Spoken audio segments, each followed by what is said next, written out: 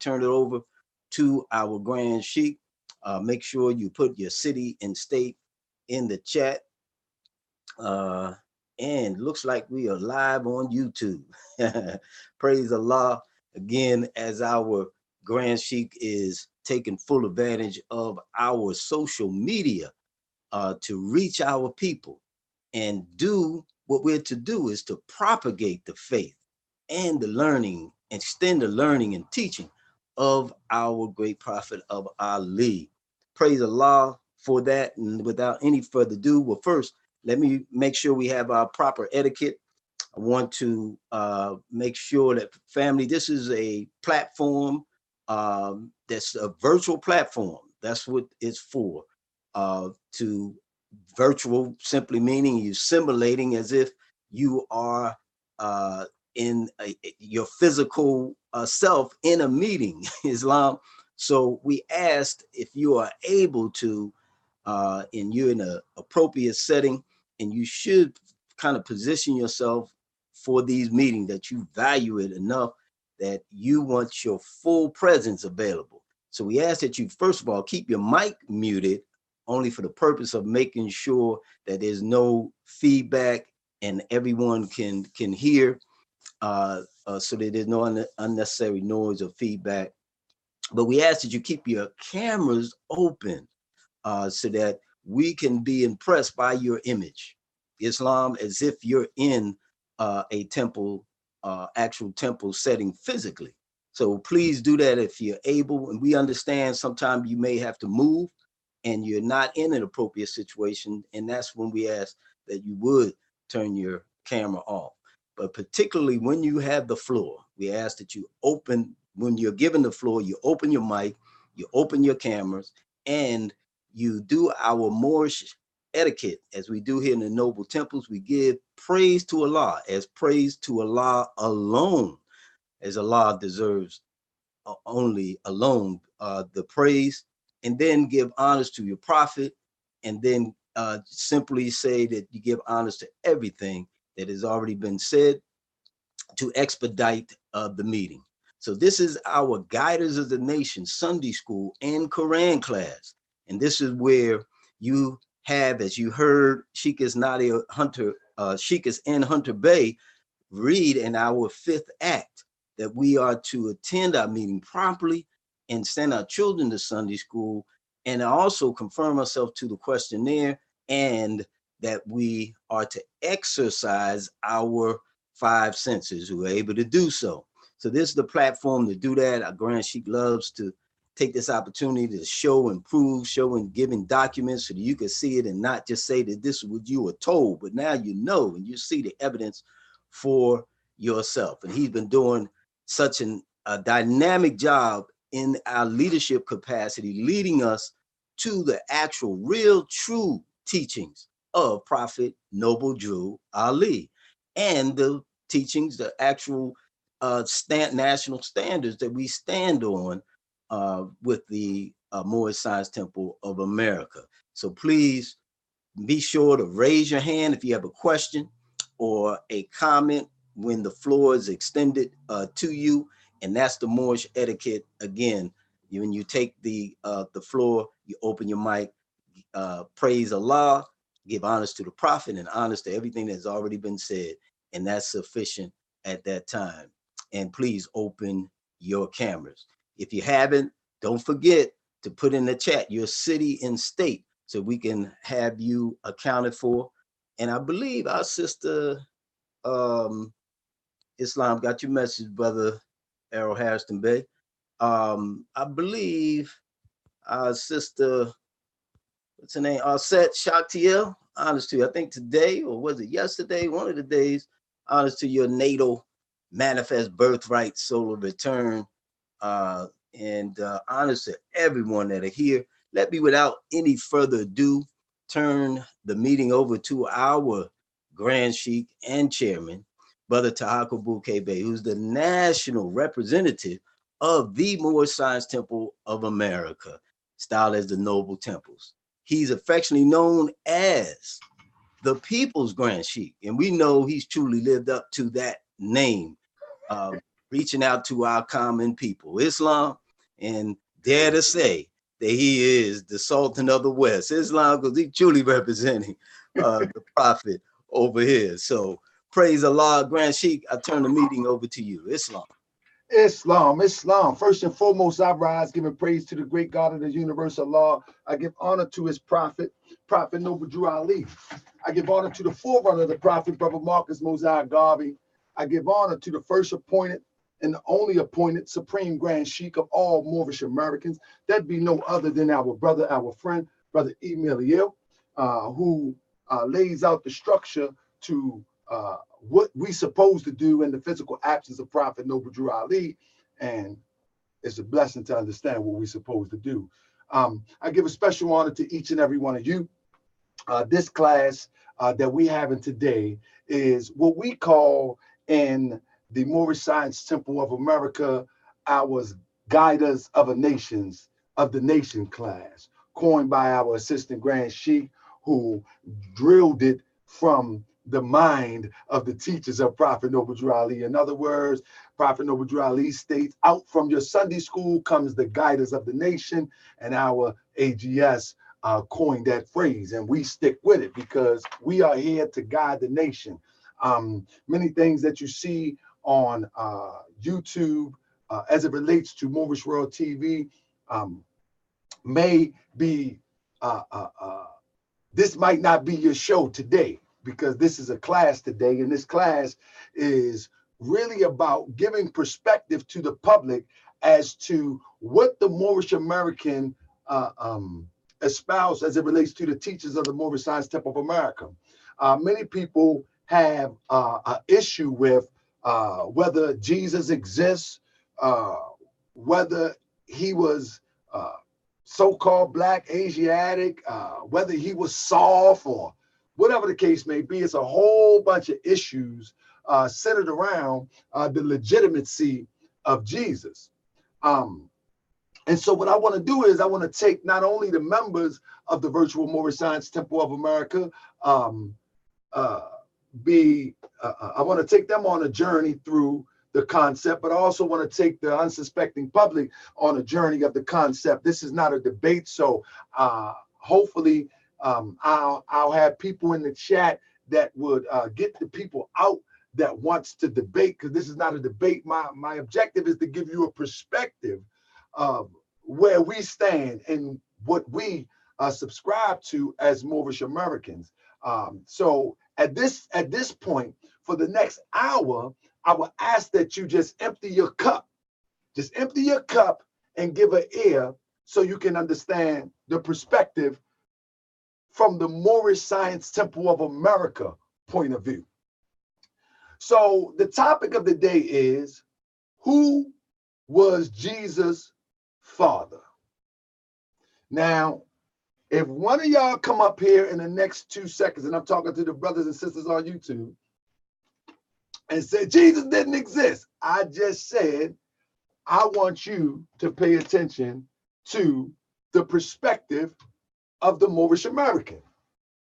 Now, so the question is, who was Jesus' father? Now, before we can answer that question, we must ask ourselves, why is that important? Why is Jesus important to the Moorish American, or to anybody for that matter? For the last 2,000 years, we have been hearing stories and have been talking and have been engaging about Jesus, Jesus, Jesus, but it appears that it hadn't gotten us that far.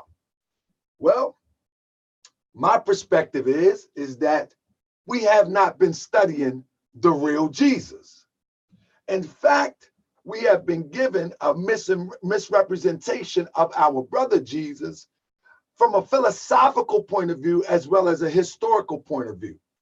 And because we have been given a misrepresentation of Jesus, there is no way in the world that we can really get the essence of what it's all about to understand what Jesus represented.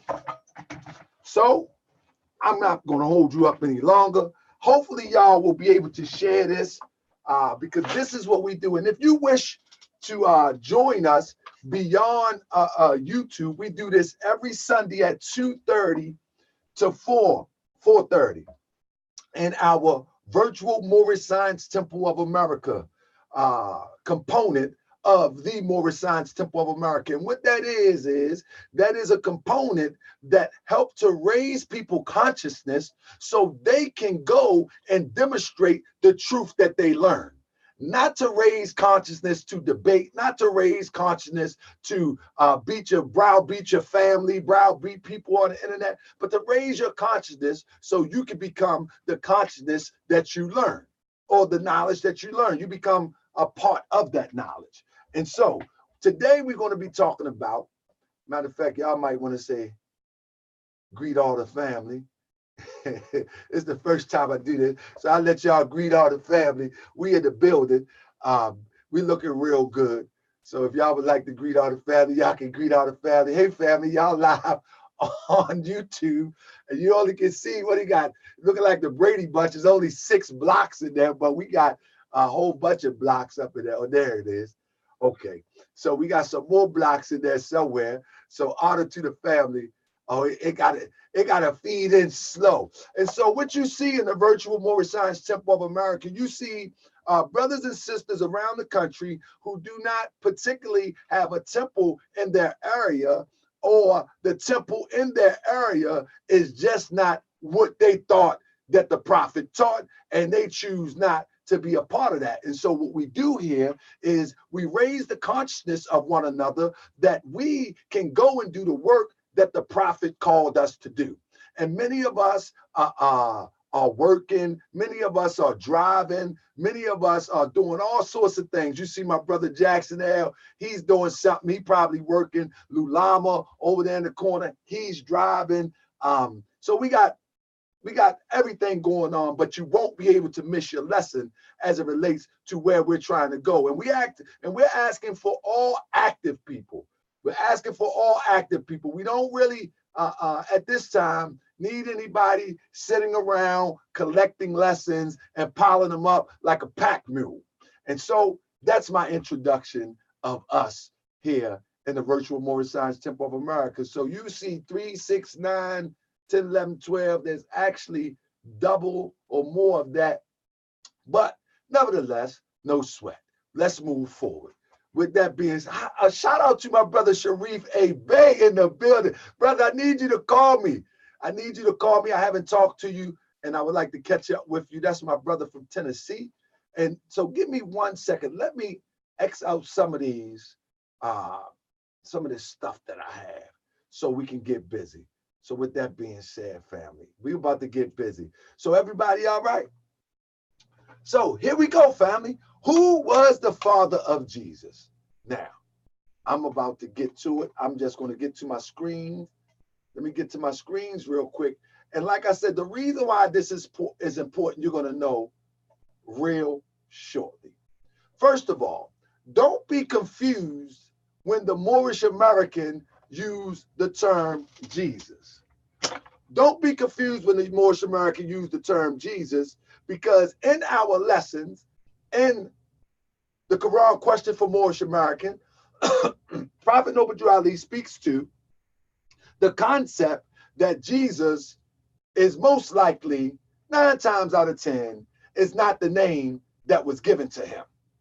So the Prophet Noble Drew Ali in question 37, this is before anybody came up with, oh, his name couldn't be Jesus, it's the J in the alphabet. This is way before that. Copyright 1927. Way before that.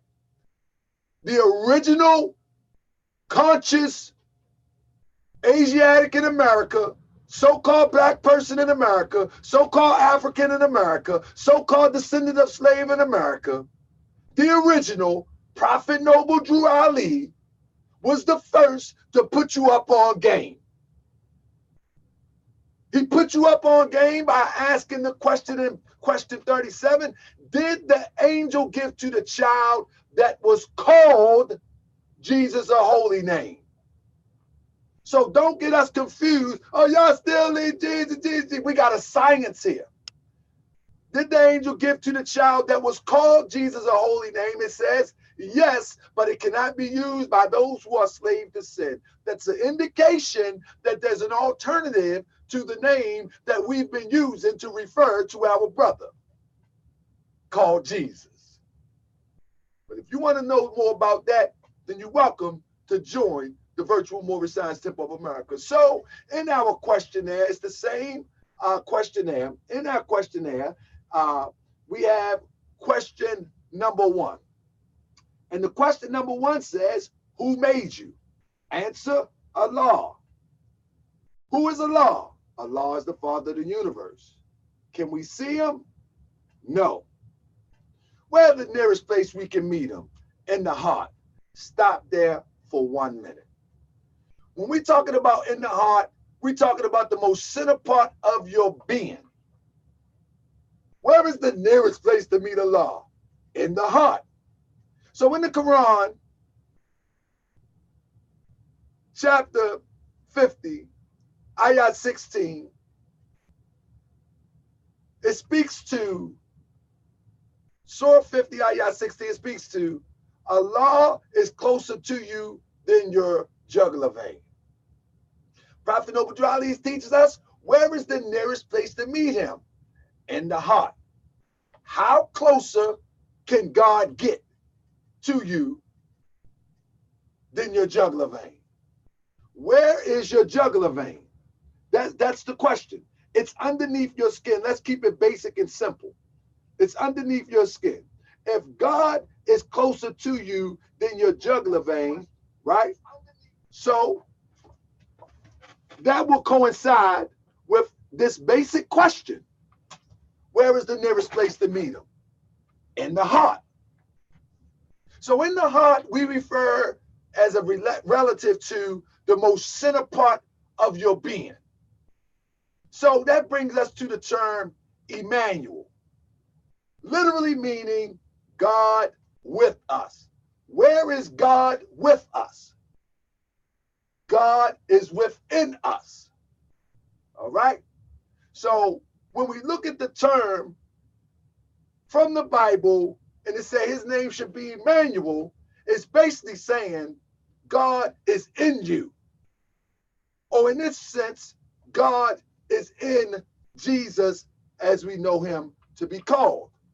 Now, so I wanted just to clear that up because many people would love this. Y'all still believe in Jesus? Y'all still believe in Jesus? No, we believe in a science that supersedes your imagination of what Jesus represents. And I'm going to give you a bit of that science today. So part of the science is to be able to qualify Jesus as one who has a measure that can be met. We have to qualify him to be as us. Now, I know many people might not like this, but in order to reach a certain ideal, we must make sure that the ideal is reachable. In order for us to look at the life of Jesus, the first thing that we must do, we must qualify that what we're reading is attainable.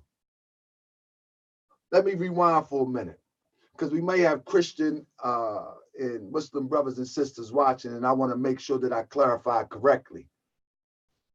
The purpose of Jesus' life, giving as a willing sacrifice, is to give you an example of what you must do as an individual and then as a collective.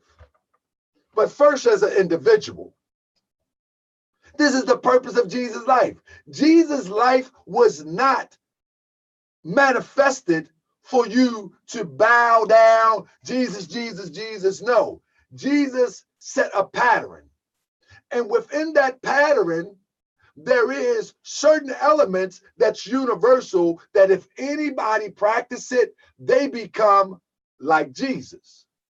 In fact, they become Jesus. And I know you might say, what do you mean? What do you mean? What I'm saying is that once you duplicate a character, you become that. Once you duplicate a spiritual unfoldment, you become that. So am I saying you're going to be Jesus of 2,000 years ago, the physical specimen and the manifestation of the physical man? No, that's not what I'm saying. I'm speaking to the Jesus of the spiritual essence of what he represented. And so in order to qualify that, we have a question in the Moorish Science Temple of America. And this question comes out of our questionnaire, and it asks the question for you to ponder upon. And the question, before anybody started making these arguments in this YouTube era, Prophet Noble Drew Ali asked the question, who is his father and mother? Before there was all of these debates within what we call the conscious community, you follow me? Who is his father and mother? You follow me? And the answer is Joseph and Mary. Joseph and Mary.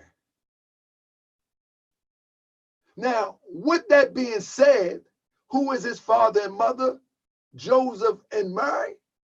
That's giving indication that he has a paternal line and genealogy, that he has a physical existence in opposition of what we've been told, that he has a physical origin. You follow me? So how do we qualify that? What makes Prophet Noble Drew Ali be so bold to ask the question, who were his father and mother? You follow me? Because if he asks the question and gives the answer Joseph and Mary, there must be a way that we can qualify it. There has to be, because we're dealing with a prophet, and prophets show and prove. Now,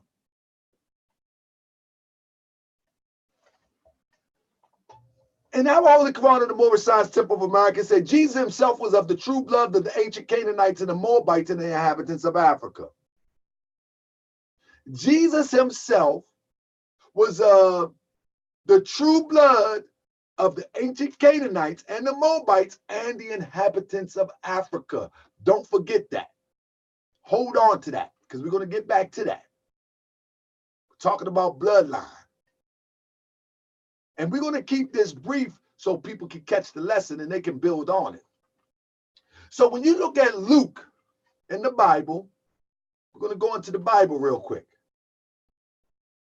And so I want you to look into your Bible, because we're going to use the Bible to qualify what the Prophet Noble Drew Ali is referencing. This is what we're going to use. All right? Now, why are we going to use the Bible? Because everywhere that there's a story about Jesus, the most prominent story is the one in the Bible. So the prophet was heard to say, or was quoted as saying, don't throw away your Bible. And we're going to use this to qualify. Now, Jesus himself was 30 years old when he began his ministry. And Luke 3:23 through 28 says, he was the son, so it was thought, of Joseph. But let's qualify that. What do you mean by that? So it was thought. That's obviously somebody then put so it was thought, or the writer, or he wasn't sure. What was funny about that is that the writer says so it was thought, but he's so sure of the genealogy after Joseph. He's so sure, almost 10,000 years of history, but he's not sure the direct link to Jesus and Joseph. What I mean 10,000 years of history. 10,000 years of history, this genealogy goes over 10,000 years. This is the whole genealogy from the book of Luke. But he's so sure and he's so accurate, according to this writer, Luke. He's so accurate, but he's not too sure about one that was a couple hundred years after him. But let's just use his genealogy. It said it was the son, so it was thought, of Joseph, saying that Jesus was the son of Joseph, right? The son of Heli. Verse 24, the son of Mattat, the son of Levi, the son of Melchi. Then it goes all the way down to the son of Judah. So we know the tribe of Judah, the son of Joseph, etc., gives a line in genealogy connecting Jesus to a specific genealogy. And in that genealogy, it's also connecting Jesus to David. It says, the son of David, verse 32, the son of Jesse, the son of Obed, and the son of Boaz. So Prophet Noble Ali teaches us that, give us a line in brief which genealogy to which Jesus came. Some of the great fathers to which Jesus came are Abraham, Boaz by Ruth. Here's Abraham. Abraham is also in the lineup. So this gives a genealogy of tracing Jesus through Abraham, through Isaac, through Jacob, through Judah, through Boaz, through David, from the line of Joseph. And then, which is very critical, it also gives you, traces it to Adam, and Adam being the Son of God. So, why is that important?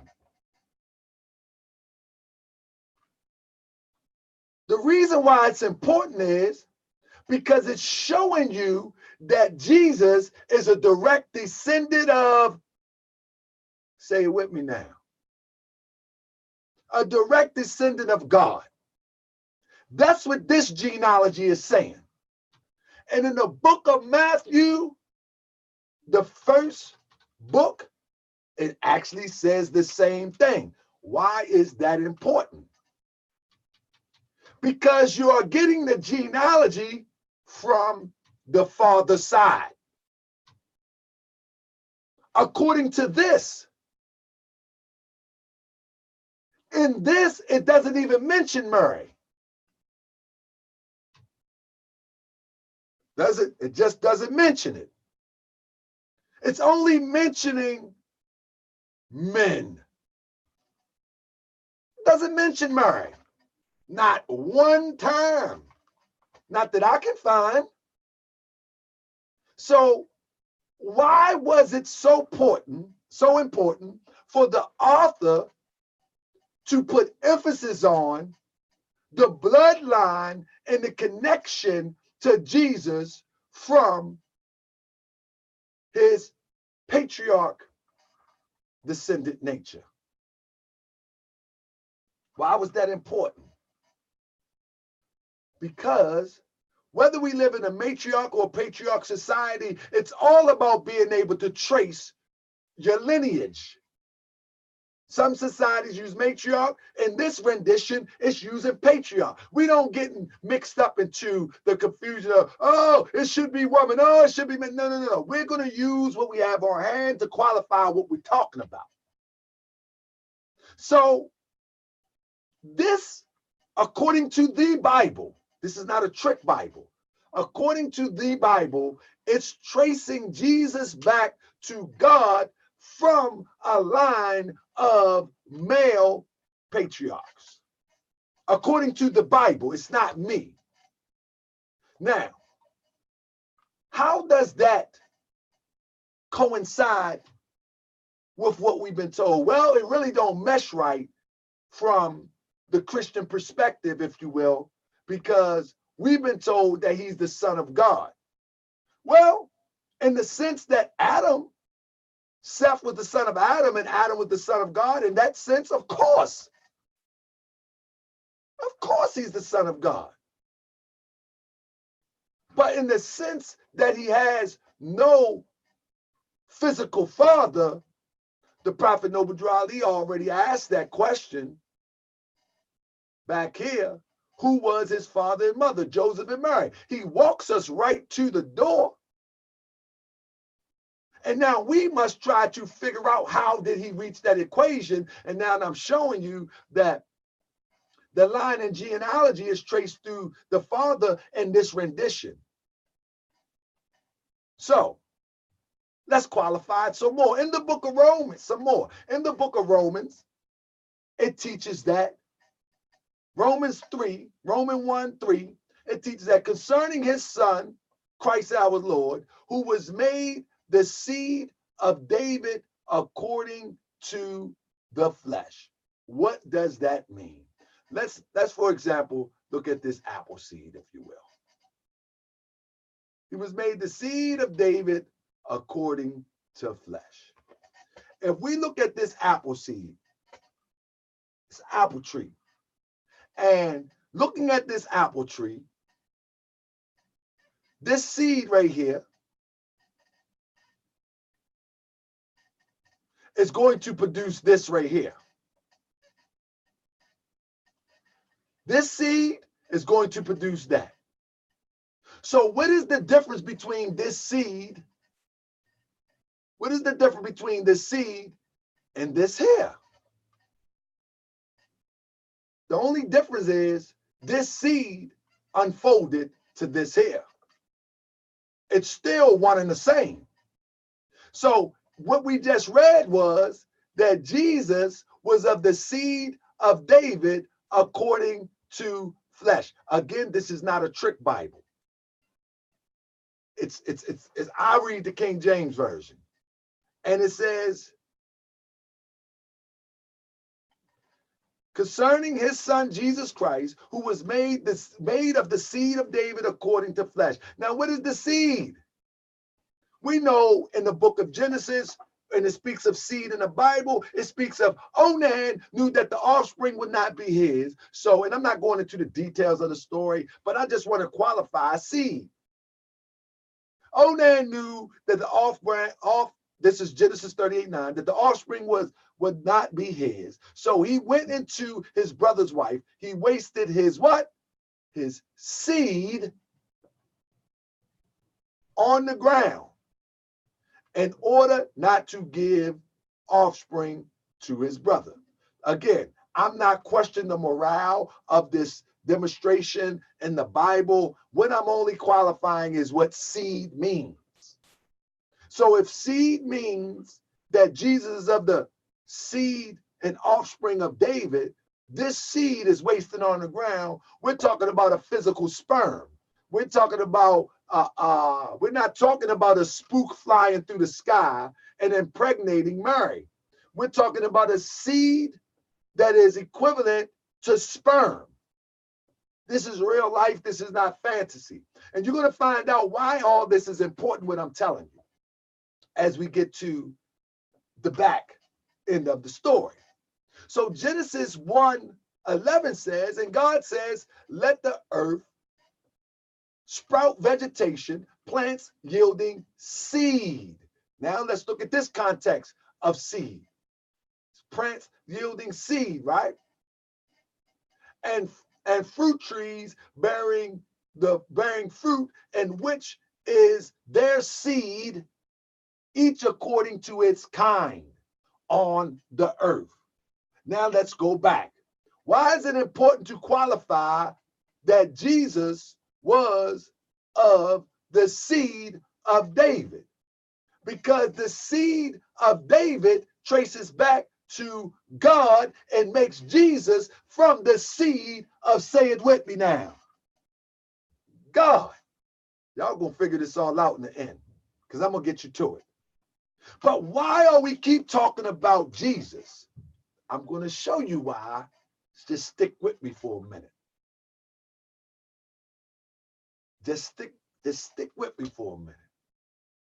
So as we qualify Jesus having a father and a mother, everything that Jesus demonstrated actually becomes reachable. Because guess what? You also have a father and a mother. So what happens is it puts you and this Jesus on equal playing field. In the other school of thought, you're not on an equal playing field when you are taught that a God from the cosmos shot a sperm or rained down or implanted a sperm in a woman, and now this great man is produced. See, because your sperm came from a physical man. Each and every one of us came from a physical man. And it was raised or be able to unfold in a physical woman. So the reality of it is that when you have this equal playing field, now we can begin to see Jesus in a different way. And whatever he demonstrates, it becomes obtainable. If we see him like ourselves. When we don't see him like ourselves, anything that he has done becomes unreachable because we don't see him like ourselves. So, in Revelation, it speaks to Revelation 22:16. It speaks to, I, Jesus, have sent my angel to testify unto you these things. And the churches, well, we know the Romans wrote the book, but let's just deal with what the part they missed. I am the root and offspring of David and the bright and morning star. What exactly does that mean? And you're going to find out why I'm qualifying this in a minute, and I want you to bear with me. If Jesus is the root and offspring of David, now this is supposed to be Jesus' words. If he's the root and offspring, let's get back to the tree. If we're dealing with root and offspring, right? Here's the root. Here's the offspring. This is one and the same. The root starts here, and it makes a journey.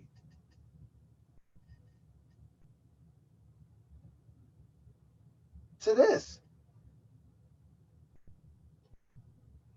The root is no different than this.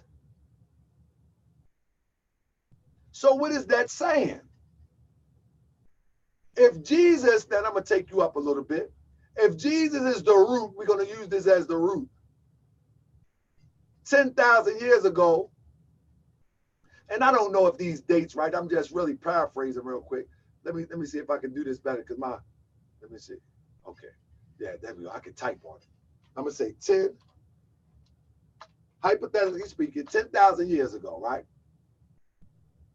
If Jesus is the root 10,000 years ago, and then we're going to say 2,000 years ago,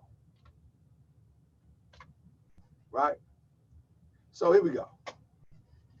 If Jesus is the root 10,000 years ago, right here, let me get this real quick. If Jesus is the root 10,000 years ago,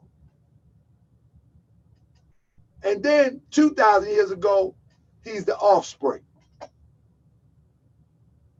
In fact, what that statement is inferring or implying is that Jesus and David is the same spirit. And we in the Moorish Science Temple of America do not subscribe to the fact that life begins with the physical existence of man. We subscribe to the fact that man is not the body nor the soul. He is a spirit and a part of Allah. So if Jesus say, I am the root, and we used the term 10 years ago, and the offspring of David, what does that imply? It implies that Jesus and David is the same. Just different lifetimes of existence of the same spirit. But that's another story. Let's leave that to hang there for a second. But he says that he's the root and the offspring of David. So again, we ask the question, who is Jesus' father? Now, we already done qualified that Mary, we have already qualified that Mary is without a doubt his mother. We know that. We already qualified that according to the Bible, Jesus' father could possibly be Joseph due to the genealogy that is traced in the book of Luke. But hold on, wait a minute. What about Mary? Now, it says in Luke 1:39, and Mary arose in those days and went into the hill country with haste, into the city of Judea, right? And entered into the house of Zachariah and saluted Elizabeth. And it came to pass that when Elizabeth had heard the salutation of Mary, the babe leaped in her womb, and Elizabeth was filled with the Holy Ghost. And she spake out a loud voice and said, Blessed art thou among women, and blessed is the fruit of thy womb. Let's just move down just a little bit more. Now in Luke 1:5, it says, Zachariah of the division of Abijah, and he had a wife from the daughters of Aaron. And her name was Elizabeth. All right. So here's a clue of the genealogy of Mary, although it's not mentioned. But this is a clue. It says, and behold, thy cousin Elizabeth, she has conceived a son in her old age. And this is the 6th month with her, who was called barren. Now, this is saying that Mary and Elizabeth are cousins. They are cousins. But now, if they are cousins, let's go back up to number 5, where it says, the daughters of Aaron. What exactly does that mean? From the daughters of Aaron. Well, what that would imply is that Aaron was of the tribe of Levi. Aaron was of the tribe of Levi. Right? Bring the tribe of Levi near the present and present them before Aaron the priest, that they may serve him. The tribe of Levi was a royal priesthood. It was a royal priesthood. Do anybody know what tribe that Jesus came from? The tribe of Judah. So Mary, and according to the Bible, it implies that she is from the tribe of Levi due to they saying that Elizabeth, her cousins, they were of the daughters of Aaron. I'm not saying it's totally definitive. I'm saying that if we have any evidence to lead us to understanding who Mary was and who Jesus' father was, it would give us direct connection, because it tells you that Elizabeth was of the daughters of Aaron, Elizabeth being Mary's cousin would imply that Mary is the daughter of Aaron also. And Aaron was of the tribe of Levi. But why would the authors or teachers of these lessons keep that from us? Well, let me tell you something. You got two different groups that are coming together. You got the tribe of Judah that is to establish the kingdom. And I'm using metaphors right now. Let's not look at literal. Let's look at the science. You have the tribe of Judah that's going to reestablish the kingdom of God. And you have the royal priesthood that is going to run it. You have the L's and you have the B's. The establish, the one who establishes law, and the one who governs. The tribe of Judah and the tribe of Levi, the royal priesthood.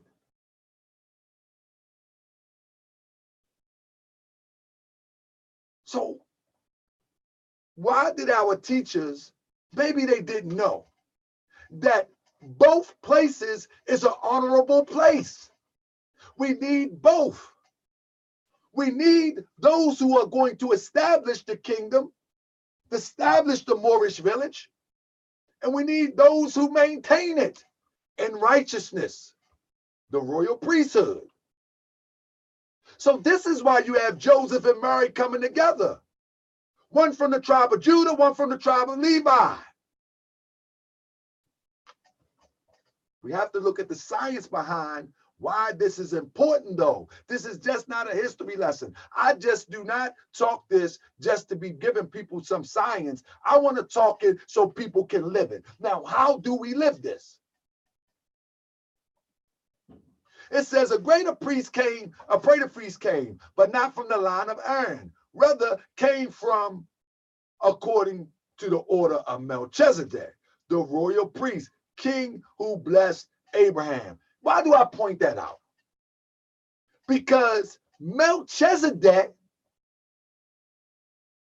was a royal priest, and they said he had no father, no beginning, no end, etc., etc. But it's giving Aaron almost equal footings with Melchizedek. It said, but not from the line of Aaron.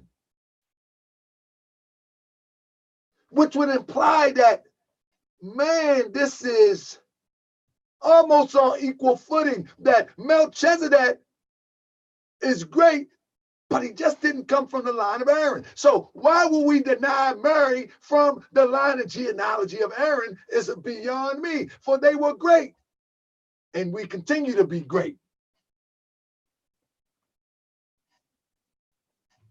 So our prophet Noble Ali teaches us. I'm about to show you why all this is important. Our prophet Noble Ali teaches us that the foundation of Christianity began in Rome. The foundation of Christianity began in Rome. The Roman nations founded the first church, of whom crucified Jesus of Nazareth. For what? For seeking to redeem his people from under the Roman yoke and law. This is the important part. Jesus himself was of the true blood of the ancient Canaanites and Moabites and the inhabitants of Africa. Stop right there. The Jesus that we're talking about is not the Jesus that you're talking about, whomever you are, being stuck in Palestine somewhere. We're saying that although he was in Palestine, that his genealogy traces him back to the ancient Canaanites. How do we know that? Well, the moment that we go back to this genealogy and we see Abraham, he was from the land of Canaan. You see, David, he was from the land of Canaan. So when the prophet Noble Ali says that Jesus himself was of the true blood of the ancient Canaanites and the Moabites and in the inhabitants of Africa, the prophet Noble Ali is simply saying that all of this genealogy that we have looked into and read over and breezed over the years is from the ancient land of Canaan. And not only from the ancient land of Canaan, but within the ancient land of Canaan are multiple tribes. The Moabites, the Hittites, the Amorites, according to the Bible perspective. Why is that so important? Because what the prophet Noble Ali is instructing the listener to understand that Jesus comes from the same heritage and history or genealogy, gene pool as yourself. He comes out of the same gene pool as you. You follow me? The moment that we don't see Jesus coming out of the same gene pool as us, we have edified him to be an unreachable God. We have raised them to unreachable heights. Why do we want them reachable? We're going to talk about that in a minute. So it says, the reason that the Europeans came at Jesus, he was seeking to redeem his people in those days from the pressure of the pale-skinned nations of Europe. Rome crucified him according to his law. The only reason that the story ends the way that the Bible have it is to show the reader that if you seek to redeem or bring your people out of oppression, first of all, we're going to give you the concept that this is a God. Secondly, we're going to come back and double back, and we're going to tell you that we can kill God. And then we're going to give you a fantasy that God pieced it all back together and just disappeared. He ain't come back fighting.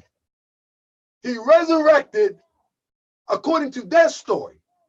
He came back to life and disappeared. He didn't fight no more. He ain't caused no more trouble. See how this European do? he ain't caused no more confusion. So what was the point of the resurrection? If he didn't, what was the point? Well, the Moorish Science Temple of America has the answer.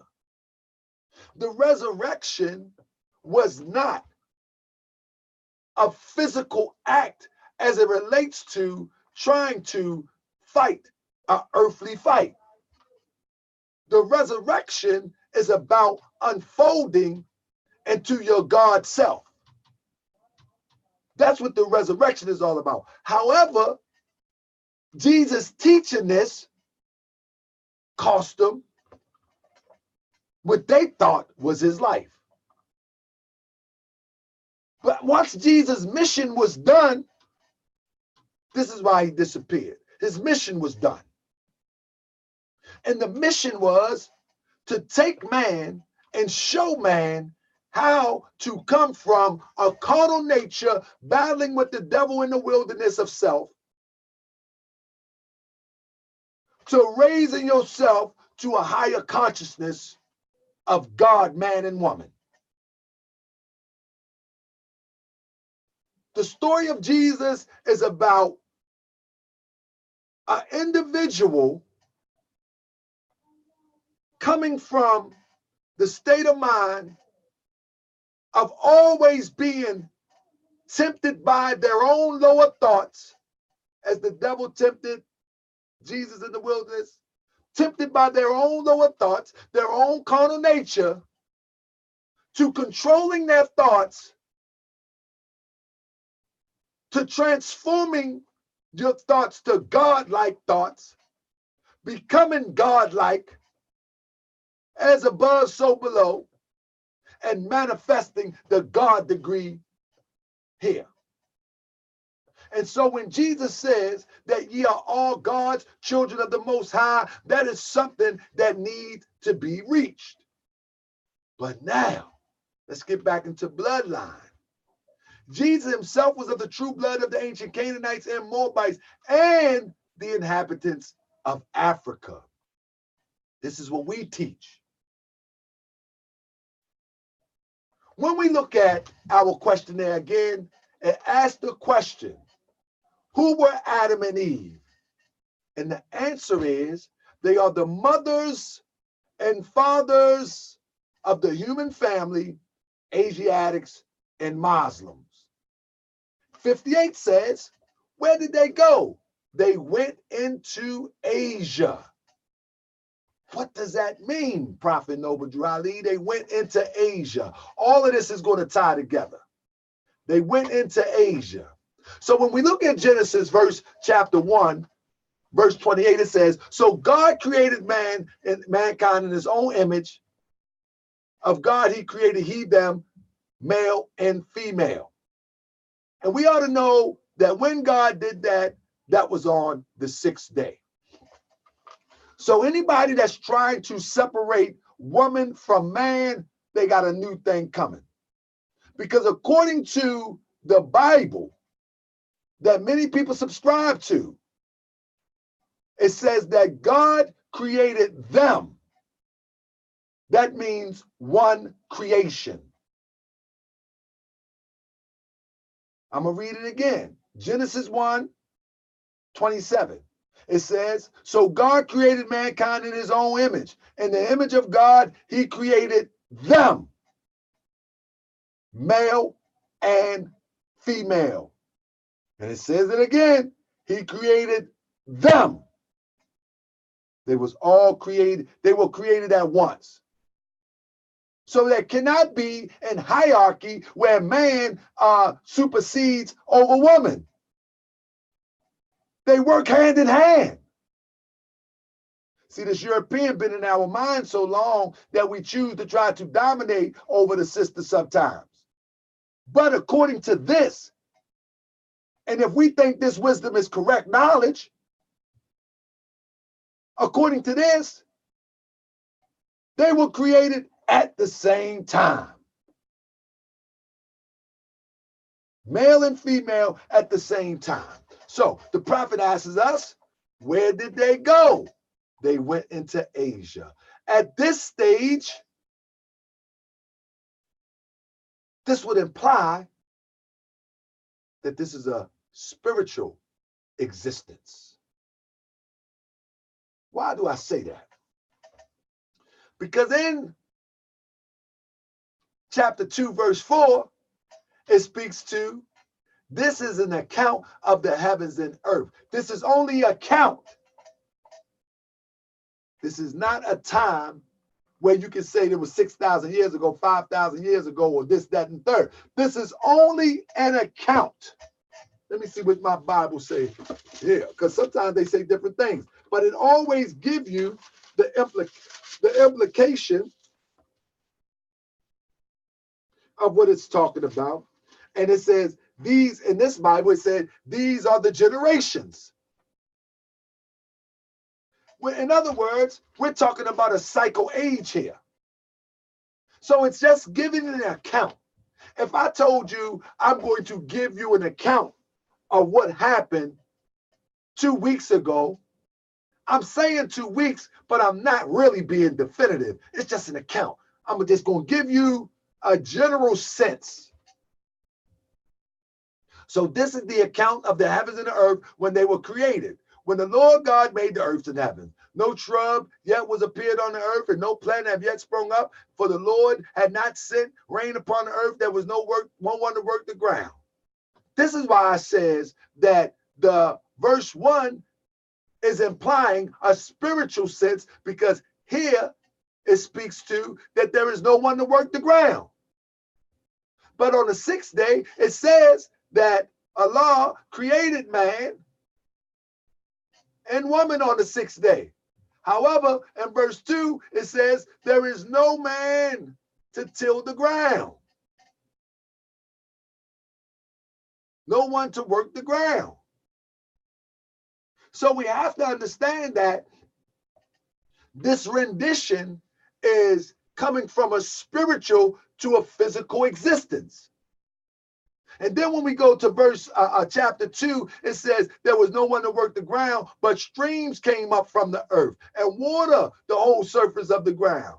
Then the Lord God formed man of the dust of the ground and breathed in his nostril the breath of life, and man became a living soul. Now, this is an esoteric demonstration going on here, but basically, this is talking about the physical existence, the man coming into physical existence. Now, this is not our holy book. Our holy book is the Holy Quran of the Moorish Science Temple of America, and we understand in quite a different way to help understand this. In our holy book, it teaches that man came down in stages. In fact, that man is a spirit and a part of Allah. And as man began to debase himself and pull himself away from this universal creator, we're just using the term Allah because if some people I don't want anybody to get mixed up with it, that the Allah is only indicative of the universal energy, the universal force, that everything springs from and come into physical existence. So when man began to pull himself from this universal force, man begins to take on the attributes of that separation. And the attributes of that separation, that distance, makes man be more, I would say, have amnesia into where he comes from. And so because of that amnesia, man begins to demonstrate in ways that he didn't normally demonstrate when he understood who he was. And so because of that, man debased himself even further and further and further. And so until he became a living soul, and then he became a physical manifestation of this debasement. But that's what that account is relative to. But, and I always like to say but, why is that important? Let me go back here real quick. When Prophet Noble Drew Ali says they went in Asia, in fact, what the Prophet Noble Drew Ali is saying is that this spiritual being right here clothe themselves with the dirt of Asia. So God created mankind in his own image, and in the image he created them. Male and female created them. Then the Lord God formed man of the dust of the ground. Man was formed. Man, woe man, was clothed in the dust of Asia. In the dust of Asia, the dirt of Asia. Where did they go? They went into Asia. Man is not the body nor the soul. He's a spirit and a part of Allah. Their spirit was clothed in the dirt of Asia. Hence the term Asiatics.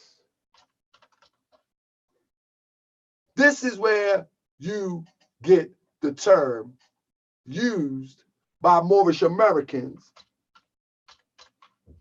Asiatics.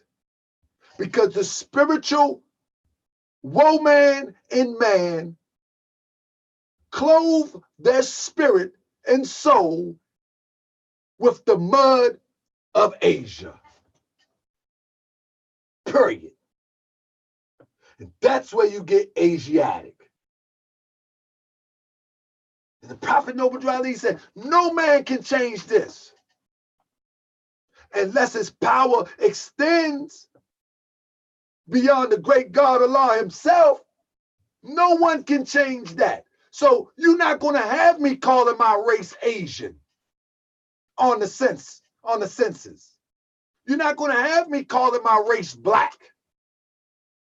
I'm just not doing it. So our prophet teaches us What is his nationality? Moorish American.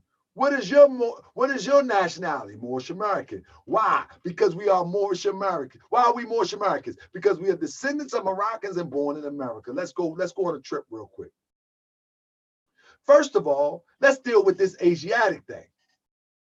When we look at the story of Jesus, and it says, Jesus is of the true blood of the ancient Canaanite and of the inhabitants of Africa. One thing we got to understand, we can't allow this European to tell us that Egypt is the Middle East, but it ain't Africa, as we know Africa. Now, we know Africa is a modern name. We got that. And this is why the prophet used of the inhabitants of Africa, which would imply that Jesus was of this origin right here.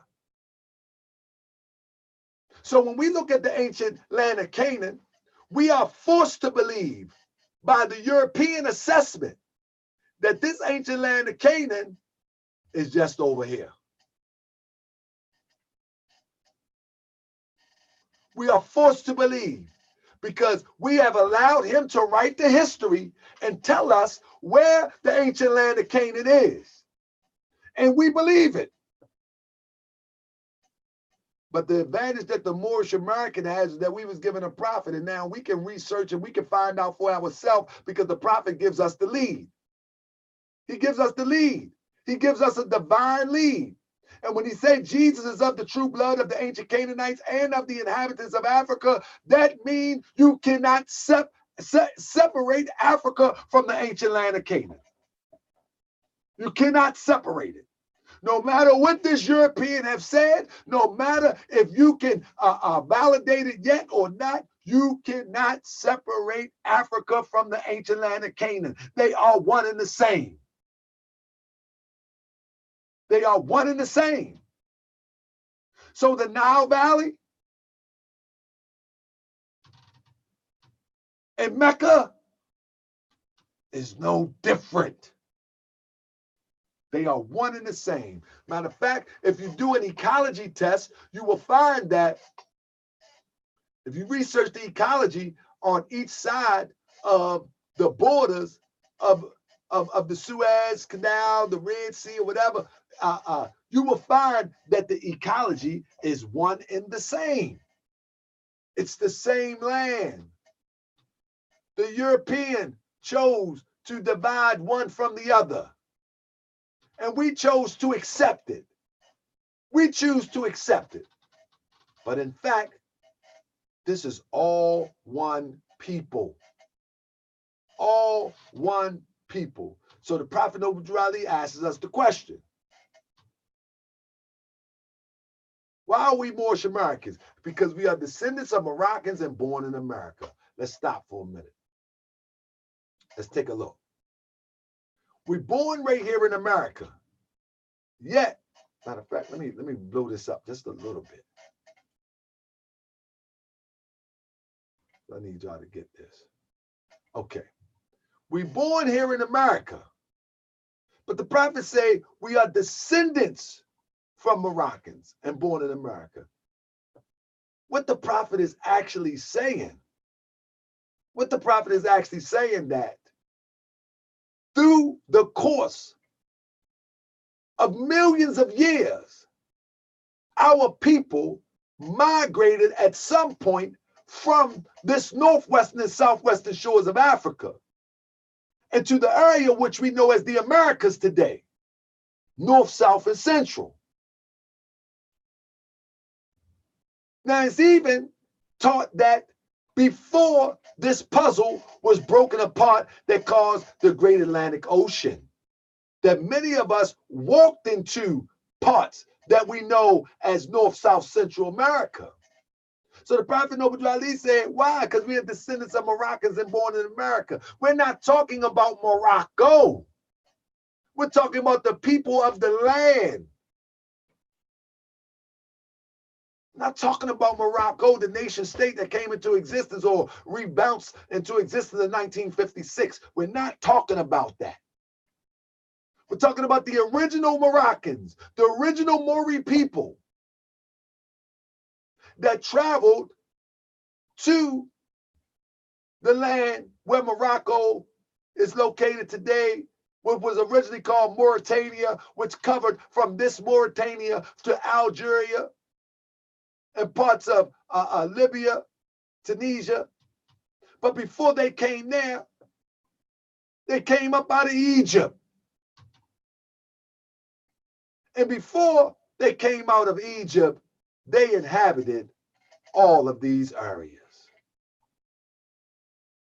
And they migrated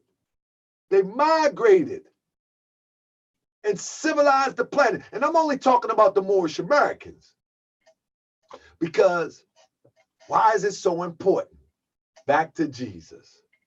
The reason why it's so important that you understand that Jesus and you are not some spook of a makeup, the reason why it's so important is because the same way that Prophet Noble Drew Ali teaches you that you are descendants of Moroccans and born in America, you start here in America and you chase yourself back to the continent. And once you get the continent, then you can start to understand what the prophet was saying when he makes this statement. Let me get to it real quick. In the Holy Quran of the Moorish Science Temple of America, on page 3, it teaches that the acts of the Muslims. And on page 3, it teaches right here, the industrious acts of the Muslims of Northwest, Southwest Africa.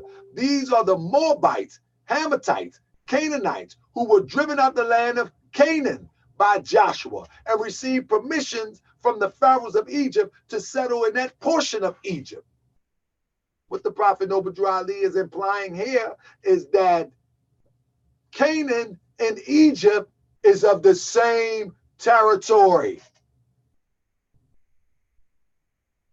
How can they be driven out the land of Canaan by Joshua, but receive permission from the Pharaoh of Egypt to settle in a portion of Egypt? If they wasn't close together, they ain't have a BMW. They had to know one another. They had to do trade. They had to do something. Like, ain't no stranger walking up to me 9 times out of 10, 100 deep, talking about, hey, can I stay here? I'm like, hold up now, who are you? So what this implies is that they're brothers and sisters. And so the prophet says that they established themselves kingdoms. And these kingdoms are called today Morocco, Algeria, Tunis, Tripoli. But hold up, if they receive permission from the Pharaoh, right? If they receive permission from the Pharaoh, that would imply that they were originally in Egypt. If they received permission from the Pharaoh and they created kingdoms, and these kingdoms of the day are Libya, Tunisia, Algeria, Morocco. Let me blow it up for you. If what Prophet Noble Drew Ali is saying is correct, this is for the doubters. If what he's saying is correct, he's saying that we came from the ancient land of Canaan. We went into Egypt. Egypt gave us permission to settle in this portion of Egypt. And along the way, we created kingdoms. And these kingdoms, starting with Libya, Tunisia, Algeria, Morocco. All right. I hope y'all with me. Because if all of this is true, what the Prophet Noble Drew Ali is doing is he's tracing you from America all the way back to the Garden of Eden. All the way back to the Garden of Eden by the way of nationality. The same way Jesus traced himself back, or the authors of the Bible traced Jesus back by the way of the patriarch system. The prophet Noble Drew Ali traces you back to the Garden of Eden by the way of the nationality system, the nationalistic system. This is why nationality is so important, because you're able to trace yourself back and to see yourself coming from a line where the original people came from. This is why Elijah Muhammad said the original black man and call him Asiatic black man. It ain't strange. He added black to Asiatic. Who was the original teachers of the Asiatic on this shore? Prophet Noble Drew Ali. So with that being the case, the Prophet Noble Drew Ali is trying to give the Moorish American the concept of the direct connect of being the father of civilization and the mother of civilization, with a direct connect to the universal creator, Allah, himself, herself, itself, whatever you want to call it. A direct connect. Without nationality, that does not exist. But now we get back to Jesus. The reason why Jesus, father and mother, is important because you have a father and mother. And Jesus became the God-man of his day, according to our lessons. And you have a father and mother. Now you have the potential to become the God-man and the God-woman of this day. Not to be subservient to a mystery God, but for you to become the God of the planet Earth, the goddess of the planet Earth.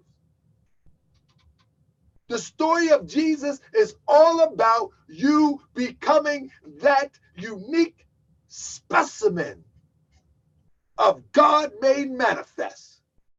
That's the unique story of Jesus. But the 18 years of Jesus' life that is missing out your Holy Bible will not give you the ability to do that, because you're missing critical lessons. You're missing critical lessons as to what it took for Jesus to go from 12, 18 years later to face this European down there when they tried to scoop him up. You follow me? So you as a Moorish American, you have two things in your benefit. While people are arguing about Black people of Egypt, Christianity this, Muslim that, the uniqueness about the Moorish Science Temple of America, it's showing you a direct connect, a point by point by point by point connection. Let me give it to you real quick. It's showing you a point by point by point by point by point by point by point by point by point by point by point connection of your journey throughout the planet Earth and civilizing everything along the way. Somebody said they can't hear me. Who can't hear me? Did somebody mute me? Let me see. No, you good, Grand Sheik. Oh, all right. All right. So in civilizing everything along the way. And so what is that? What is that? I got a few more minutes, but what does that lead me to talk about? When you say that you are a Black person, hypothetically speaking, family, and I'm not here to chastise or demonize what one chooses to call themselves, but when one says that they are a Black person, right here. Say, for instance, one called themselves a Black person here. What exactly does that mean? Like, what exactly does that mean? Because when one called themselves a Black person here and one called themselves a Black person here, let me get my pointer. If one calls themselves a Black person here and one called themselves a Black person here, and one called themselves a Black person here, Each one means 3 different things. Just the fact of the matter. It just means they mean 3 different things. But now let me show you something. When one called themselves a Moorish American here, one called themselves a Moorish American here, one called themselves a Moorish American here. If you calling yourself that, whether right, wrong, or indifference, you should be referring to the teachings of the Prophet Noble Drew Ali. So even if we have somebody in Canada calling himself a Moorish American, you know what can fix it? The teachings of Prophet Noble Drew Ali. We got the same book. We have the same laws. If a person in Brazil call himself a Moorish American here, you know what can fix it? The lessons of Prophet Noble Drew Ali. We all have the same thing. The lessons can fix it. Now, whether it be Canada or whether it's the United States of America, the laws of Prophet Noble Drew Ali can solve the can solve the argument every time, every single time. But now let me tell you this. If a person call himself, let's get it right. If a person call himself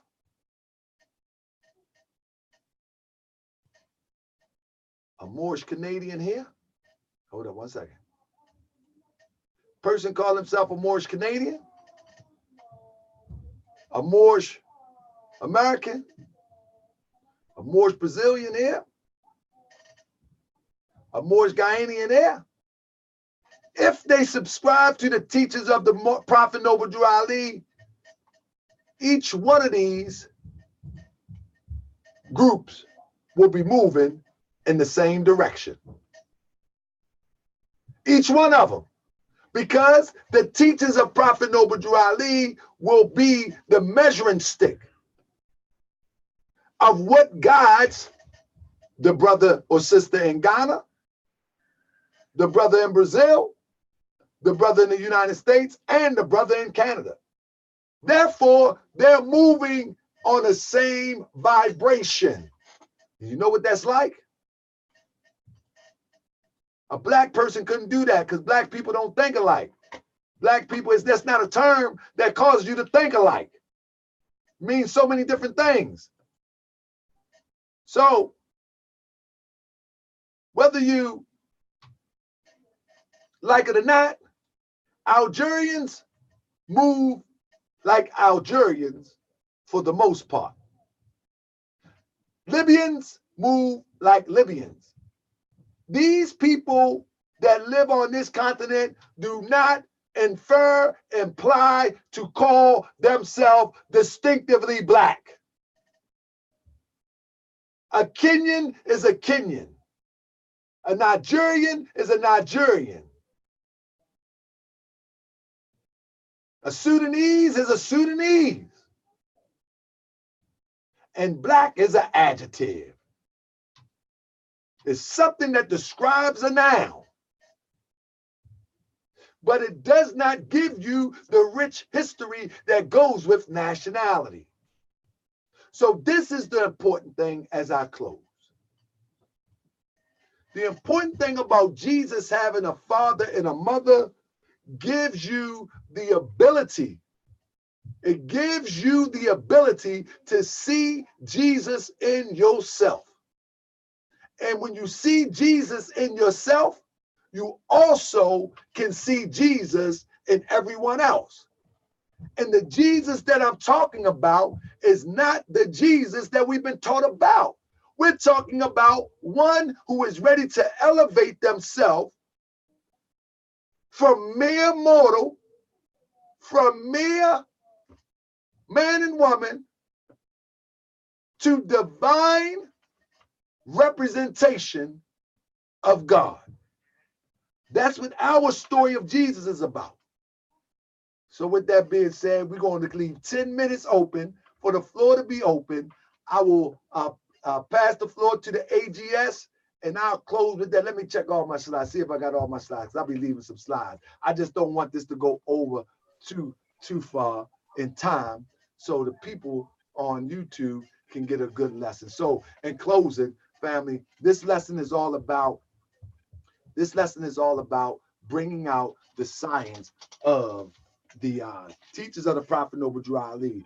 And maybe next time, what I will do is, I will show you how Jesus, whom we call Jesus, go from a mere mortal man to the flesh and blood of Allah. A mere mortal man to a God man. You know, because this is the story of Jesus. This is why we have to put Jesus on the equal playing field with us. So we know that we can go from a mere mortal man and woman, and elevate ourselves to thinking like gods. Without the story of Jesus, we might have to go into the tombs up there in ancient India that ain't nobody tampered with yet, because the monks still got it up there.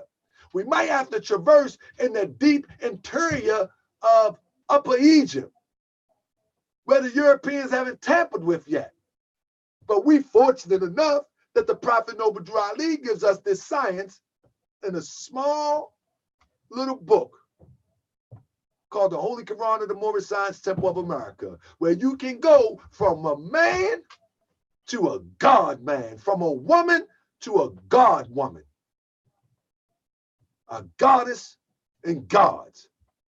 If you understand your connection and you understand your power and you stop reaching for stuff that's unreachable, you would never be able to become a God man or a God woman if you think the way to do it is God raining a sperm from the cliffs or off the mountains or off the clouds into a womb of a woman. You would never be able to obtain it. You TLCing, chasing waterfall. Let's stick to the rivers you used to. Islam, brother Akhenaten Salam, man. Let's open the floor for some questions for about 10 minutes. Islam? Islam, Grand Sheikh. Praise Allah. Praise Allah. All right, family, this is the opportunity being guiders of the nation, Sunday school and Quran class, following the instructions of our Prophet Noble Drew Ali and the additional laws for the Moorish Americans. All right. So any hands up? Looking for hands up for any questions first, and then we'll come back with some comments. I see Sheikh S. Michaela Bay with his hands up, and we'll acknowledge him, give him the floor. And again, family, as our Moorish etiquette here of the Noble Temples, you open your mics and you open your camera so we can get the fullness of your presence, your physical image and your voice, okay? So do that for us, hands up, and don't forget our Moorish etiquette, giving praise to Allah, honors to our Prophet, and all honors to everything that's already been said so we can expedite the process. Islam, honors, Sheikh S. Michaela Bay, you had the floor, sir.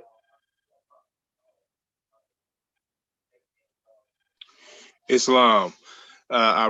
First and foremost, I rise and give praise to the great God Allah, give honors to the Prophet Noble Drew Ali, the forerunner Marcus Messiah Garvey, and all that was mentioned beforehand, and give honors to all that are in the range of my voice in the chat. My question is, so when we consider the genealogy of Jesus, as Grand Sheikh brought out, it goes back over roughly 10,000 years. Father, when we consider the genealogy of Jesus, so here, from what I understood, is that Mary is Jesus is an offspring of Mary, but not just that, he's an offspring of Joseph also. Correct? So here that takes out the mystery, as it were. This it bridges a gap between us and Jesus. Am I correct? Brother, you are 1000% correct. It brings Jesus to a reachable understanding, something that we can reach. Islam.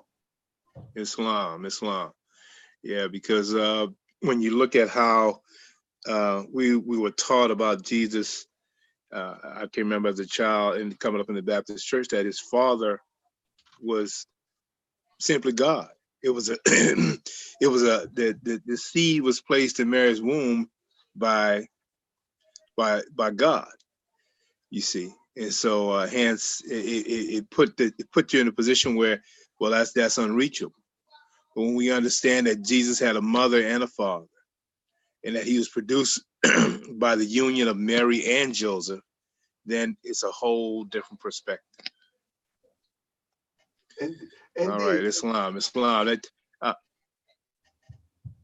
no, I was gonna say Islam, Grand Sheikh.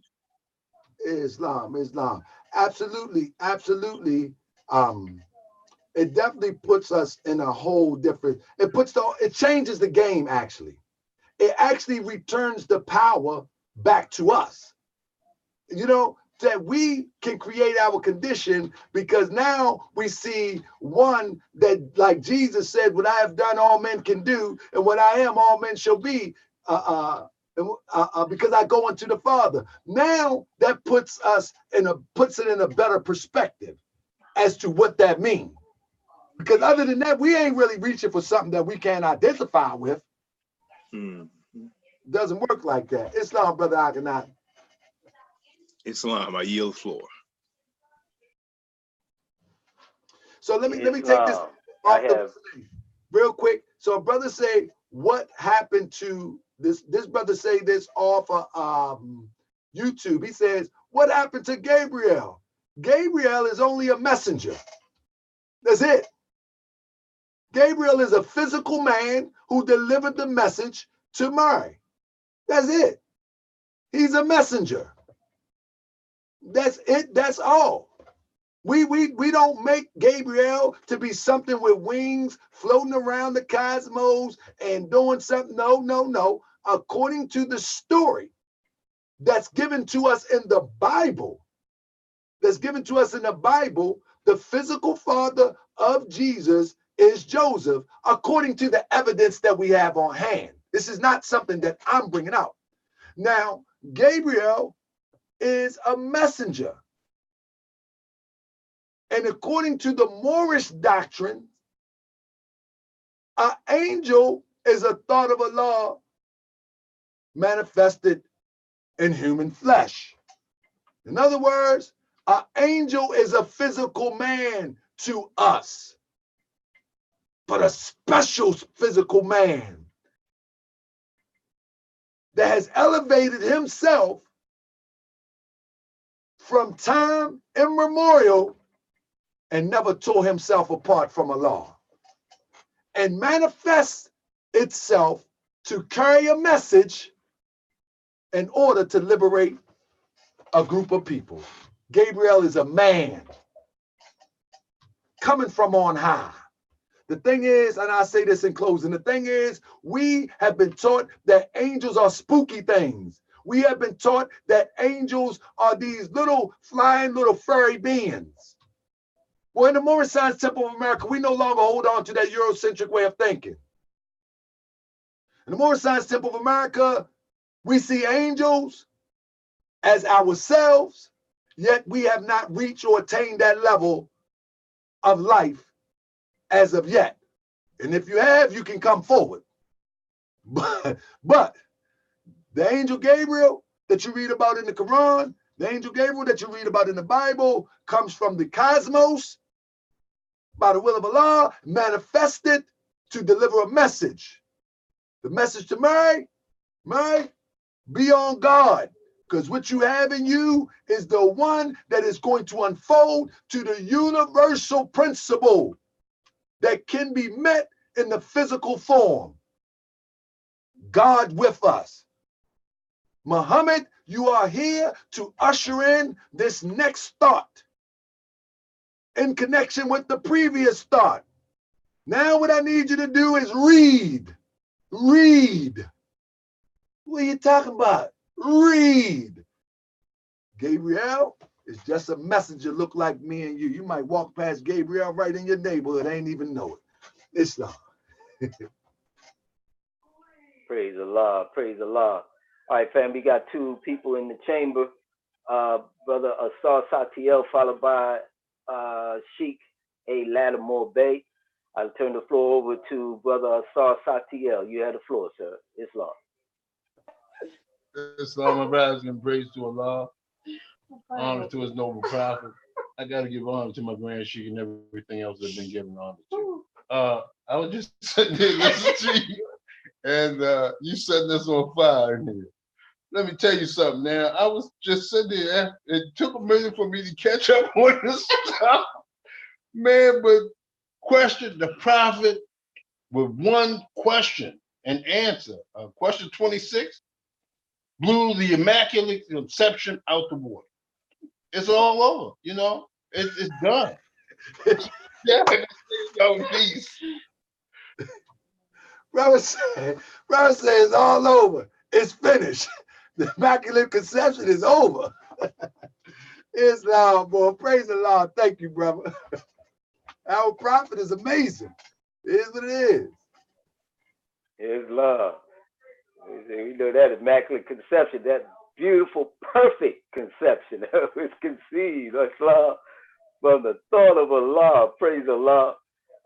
Let's turn it over to Sheikh A. Lattimore Bey. You have the floor, sir. Honors. Islam family.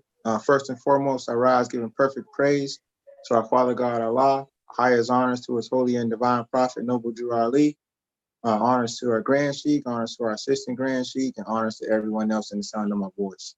I just got to make sure I got the correct clarification.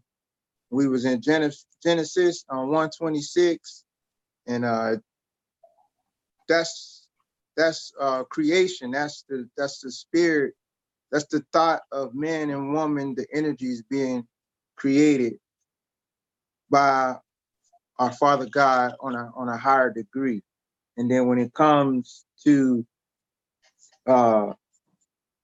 Genesis 2, and it talks about these are the generations of the heavens and the earth, and they were created in the days of the Lord God in the earth and the heavens. And then it goes to 21, and it says, and the Lord God caused a deep sleep to fall upon Adam, and he slept, and he took one of his ribs and closed up the flesh instead therefore. That's talking about what's made, correct?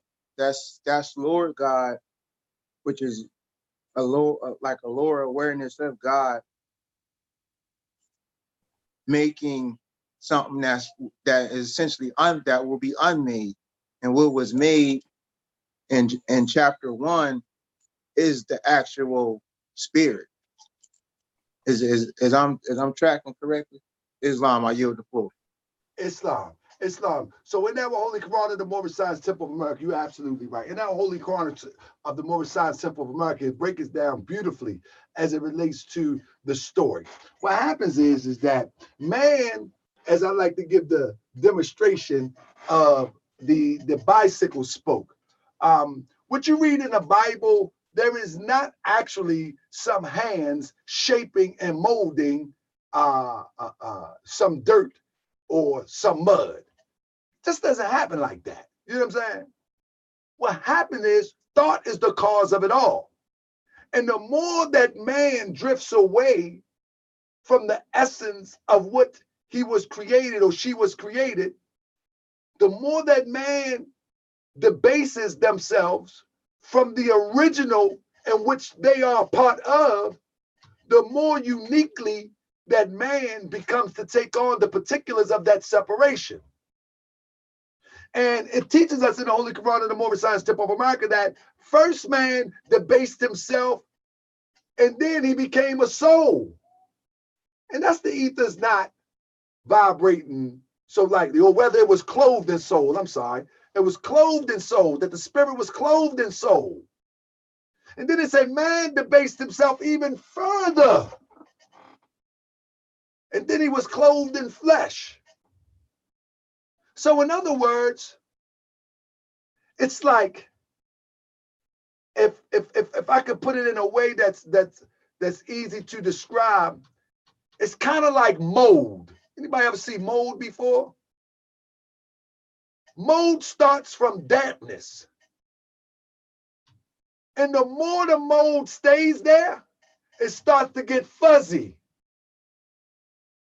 The more it stays there, it starts to turn green, it starts to turn black. It starts to take on various forms of what started off as pure water. And now it becomes something of poison. And so this is what happens to man. When man pulls himself away from God, from Allah, from time immemorial, that thought, that spirit begin to be clothed in soul and in flesh. That's their mold. But now, just like one thing can destroy, it can also heal. Now we got to learn to turn that mold into penicillin. We have to turn the mold into penicillin. And our physical experience ultimately becomes a part of our healing. Man, I got to chop that one and put that one on IG. That's real talk right there. Islam. So it's no God hands shaping mud. There is no God hands shaping anything up. No. It's your state of mind that has debased you and allowed you to take on the particulars of that debasement. Now you have that debasement. Now you must use that debasement in order to bring you back in tune. Follow me loud and more, man. Are you with me, brother? Makes sense to you? Islam. Yes, Grand Sheikh. Gratitude. Islam. Did I lose anybody? Because I got excited about that one. That one came from somewhere else. I got excited. Islam. That's that holy zeal, Grand Sheik. You brought it in. That was real plain. I think you made that real plain. Praise Allah for the analogy. And I'm about to turn the floor over to Sheik M. Razine L. And just want to remind people, and thank Sheik is in Hunter Bay, confirming that was a great analogy. But I want to know, I know there's some people that's been texting me and connecting with me saying they just joined on.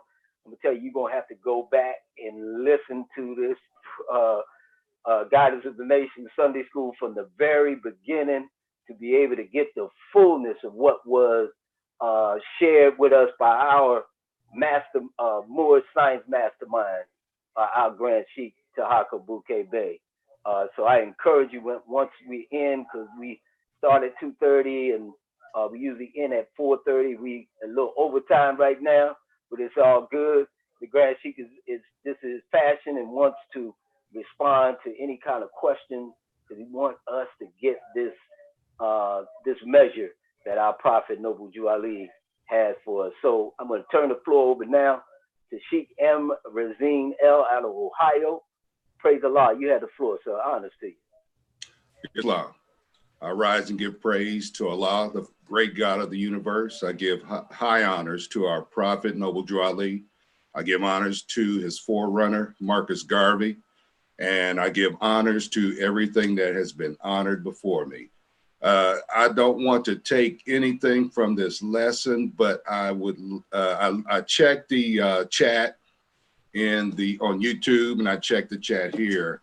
How can others come in and get these fine lessons? Because it's lessons like this that shake the foundations of what we've been taught to believe, and it wasn't ours.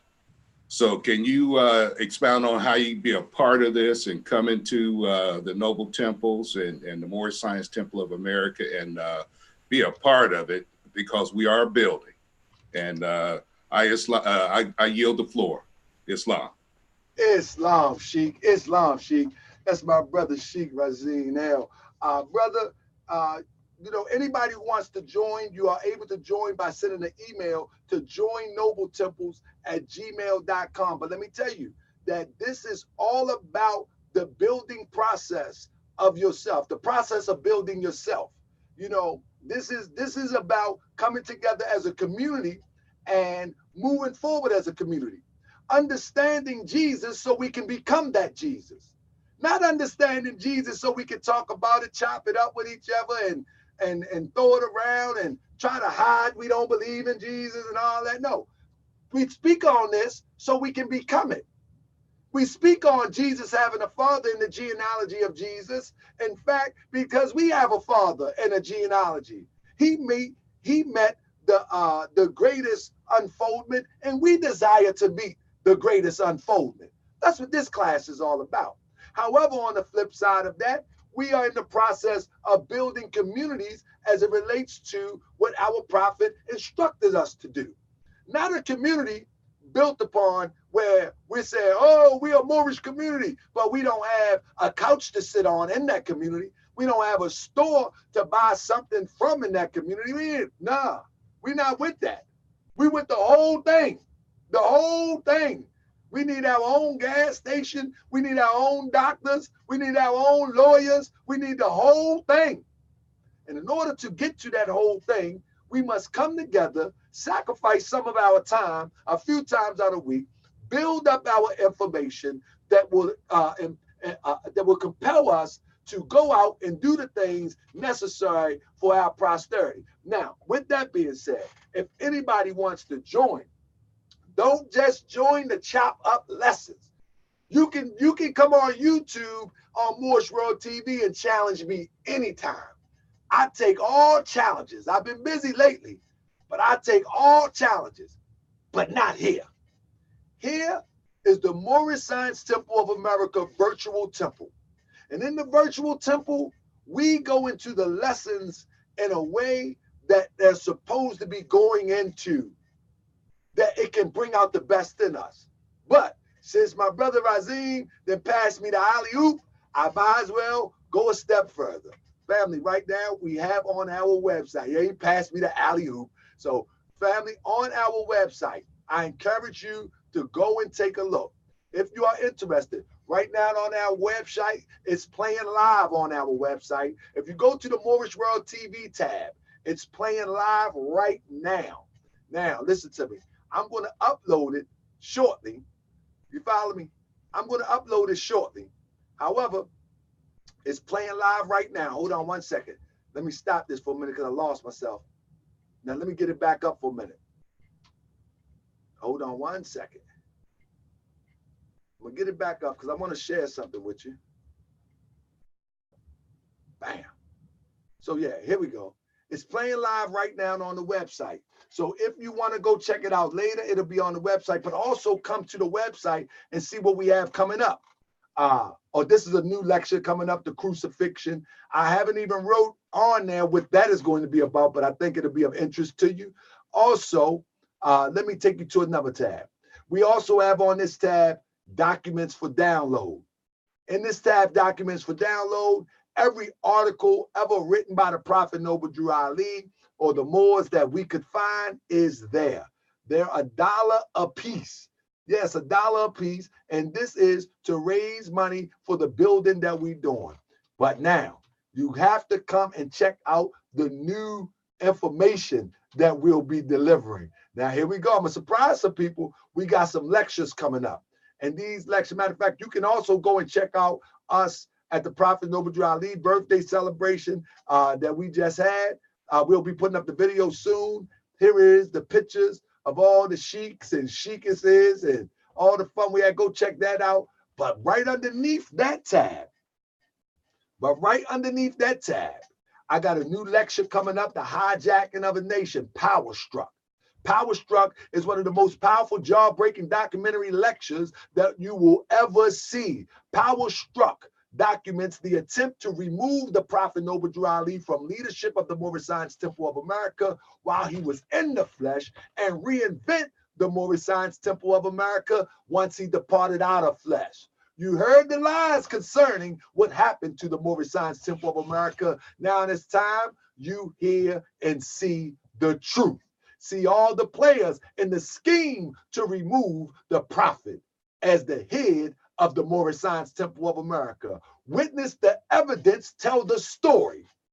The hijacking of the nation. Learn how, after getting rid of the Supreme Grand Sheikh Emiliel, the same people moved on with the prophet's plan for the Moorish town, with the prophet's money.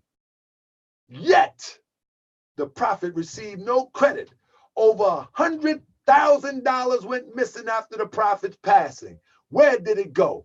Find out March 2020 as we talk about Power Struck. It's going to be a serious docu-lecture. In other words, you're going to see a slideshow that you have never seen before. Also, we got coming up the hijacking of the nation, the NOI effect. The NOI effect, it shows the connection of the Nation of Islam in relation to the Moorish Science Temple of America and what effect that it had on the Moorish Science Temple of America's growth and development up into this age. Now, what I'm saying is that the Nation of Islam has been on the front line, but what did that do to the growth of the Moorish Science Temple of America? Can two be in the same space? I say yes. But I want to get to the evidence and the truth as it relates to the origin and the founders of it all, who is the Prophet Noble Drew Ali. So this is going to be a formative lectures coming up. These are going to be some jaw-breaking research. And again, we got the crucifix. So honor to the crucifixion of the Prophet Noble Drew Ali is talking about all the players who actually tried to murder, get rid of, lie on him, accuse him of the most heinous things, and that will be presented too. That will be presented too. But if you want to know what we're about, you can go to our mission statement page and read what we're about and what we're doing. We're not here to cause no confusion. And last but not least, before I close out with that, if you wanted to join, you can go to the registration tab and you can fill out a registration. You can email it. Later on today, there will be a digital registration here. I need to get caught up. I'm going to put a digital registration here where you can sign up digitally. It'll go straight to the secretary and we'll get you rocking and rolling if you're ready, roll and rock. So honor to my brother, Mazouk Raziel. He passed me the alley-oop, and hopefully I just slam dunked it. And now I yield the floor to my brother Akhenaten. Brother Akhenaten, while we on YouTube, do you or anybody else have anything they want to say to our YouTube audience, guests, sympathizers, and friends, Islam? Islam, gratitude, Grand Sheikh. Yes, because I'm honored. I've been seeing people connect, and I want to thank all those who responded to my invite, my personal invite. I had people that I sent over to the group called Spiritual Intelligence. Send it over to Sinetta, because I know there's been a lot of discussion about it, and then of course to our friends and over at the Moorish Science Temple of America in Moors in America and so forth. Again, and honors to Sheikh M. Razine L for passing off for our Grand Sheikh to make that alley-oop. And I want to just camelback on that with, the Grand Sheikh mentioned about sympathizers. Sometimes people don't want to be a part because it's, to be a member of the Moorish Science Temple of America in any way, shape, or form. It's a responsibility. And some people don't want that responsibility to uplift and fallen humanity, or from the sense of teaching and committing. But you may feel the work that we doing, what we're doing is worthy. Building a Moorish village and Moorish town all over the nation, supporting that we need to, have our own businesses, our own economic structure, etc. So you can do that. If you notice, and I think you did, Grand Sheik, you had a link there where people can do a Cash App to just support. If you want to support that, because every organization, every nation needs support within and without. For those who are sympathizers, sympathetic to what the mission is all about, supporting, promoting our principles of love, truth, peace, freedom, and justice, then that's a way to do it. We have a Cash App that you could do that. Cash App Noble Temples to support in that effort. And if you don't have that, we also have a PayPal. And those are just means of making it easier. And we're evolving. Praise Allah and honors to our Grand Sheik for developing that website. And you're going to see it expand even more. And take advantage of it. It's a great resource, and we're doing the best we can. And the Grand Sheik has sacrificed a lot of time to develop these lessons.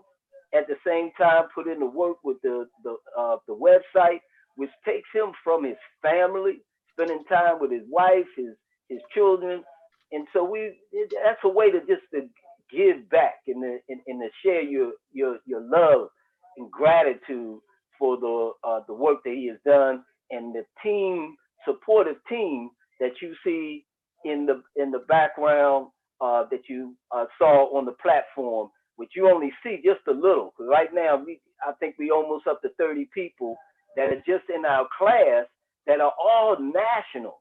We have people on here that have connected with us from Canada. So we got Moorish Canadians, Islam, that connect in terms of embracing the teachings of the Prophet Noble Drew Ali. And we have a brother Nanakumi, honors to him, out of Ghana. And that is us attempting to move forward through this leadership of our Grand Sheik, Tahaka Bey, is to activate what the Prophet had in terms of his divine plan of the ages, is to activate the Moorish Science Temple of the world. You saw the maps that the Grand Sheik had that makes the connection of our people all over the planet. And so that's the vision. And just want to honor to those that have moved forward on the message that the Grand Sheik has been so tirelessly been putting in that work on Moorish World TV.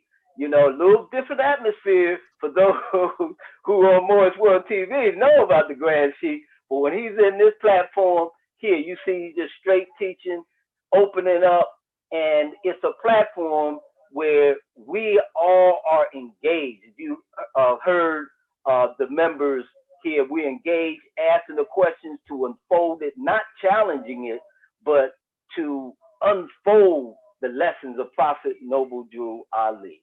So again, want to thank all of you who have joined us on our YouTube. We will be lowering the meeting on our private platform, which is our Zoom platform. But I want to extend the invitation to you again, as Sheikh Amrazine El has said. If you want these teachings, you can do so by joining the Moorish Science Temple of America. If you want to be a part, the Prophet Noble Drew Ali said that he's asking for strong, he didn't say weak, family, strong men and women. And that's what only ones we looking for. It's time for builders right now. And that's what we're doing, is to build on the foundation that the Prophet Noble Drew Ali has set in place. So honors to you for taking time out of your schedule to be a part of what the Noble Temples have extended to you. We are the Moorish Science Temple of America. Style is the Noble Temple. And thank you for accepting our invitation. And in closing, I would ask that you would, if you felt that this energy and the work that that the Grand Sheik has done right now has helped you, imagine how else we could help someone else. So please share the link, share it on your site, share it on any other site that you can to help promote this message. And I thank you in advance on behalf of our Grand Sheik and the officers and sheiks and ministers, divine ministers of the Moorish Science Temple of America, as well as the membership in general. Grand Sheik, if I could, I know it's kind of later than it is, and I know I might be opening up, going to a little wormhole here, but I know some of the platforms that I mentioned, and you're aware of the others that have been talking about this concept or this teaching about Jesus. And I'm wondering if it's a way that you could, and I'm taking this opportunity because I didn't see any other hands from our members on our virtual platform. So I wondered if you could encapsulate the best way you can to share with our audience, this discussion about Jesus being a myth, okay? And I know you really touched on it, but I think if you can expound, especially for those that might have just tuned in a little late, if I could start off with it here, people say, well, you can't prove, and they say he didn't walk the earth and all that, but you drew on the essential aspects, and this is why you keep saying the science of it, because the prophet brought us a science, Moorish science, and you have to have a Moorish science lens to see this aspect of what Jesus represents. And we know Jesus has been that prominent name in our household, especially across the whole planet, but especially right here, given to those who've been misnomered as black, Negro, colored, etc. So could you go into that? Because we know that, there's different time periods, but all through, some of the words that even Jesus said, maybe I'll just share this and you could ride off that rhythm. Jesus said that, based on what was in the scripture, right? He said, I am the Alpha and Omega. And in other points, it says that, I was before Abraham.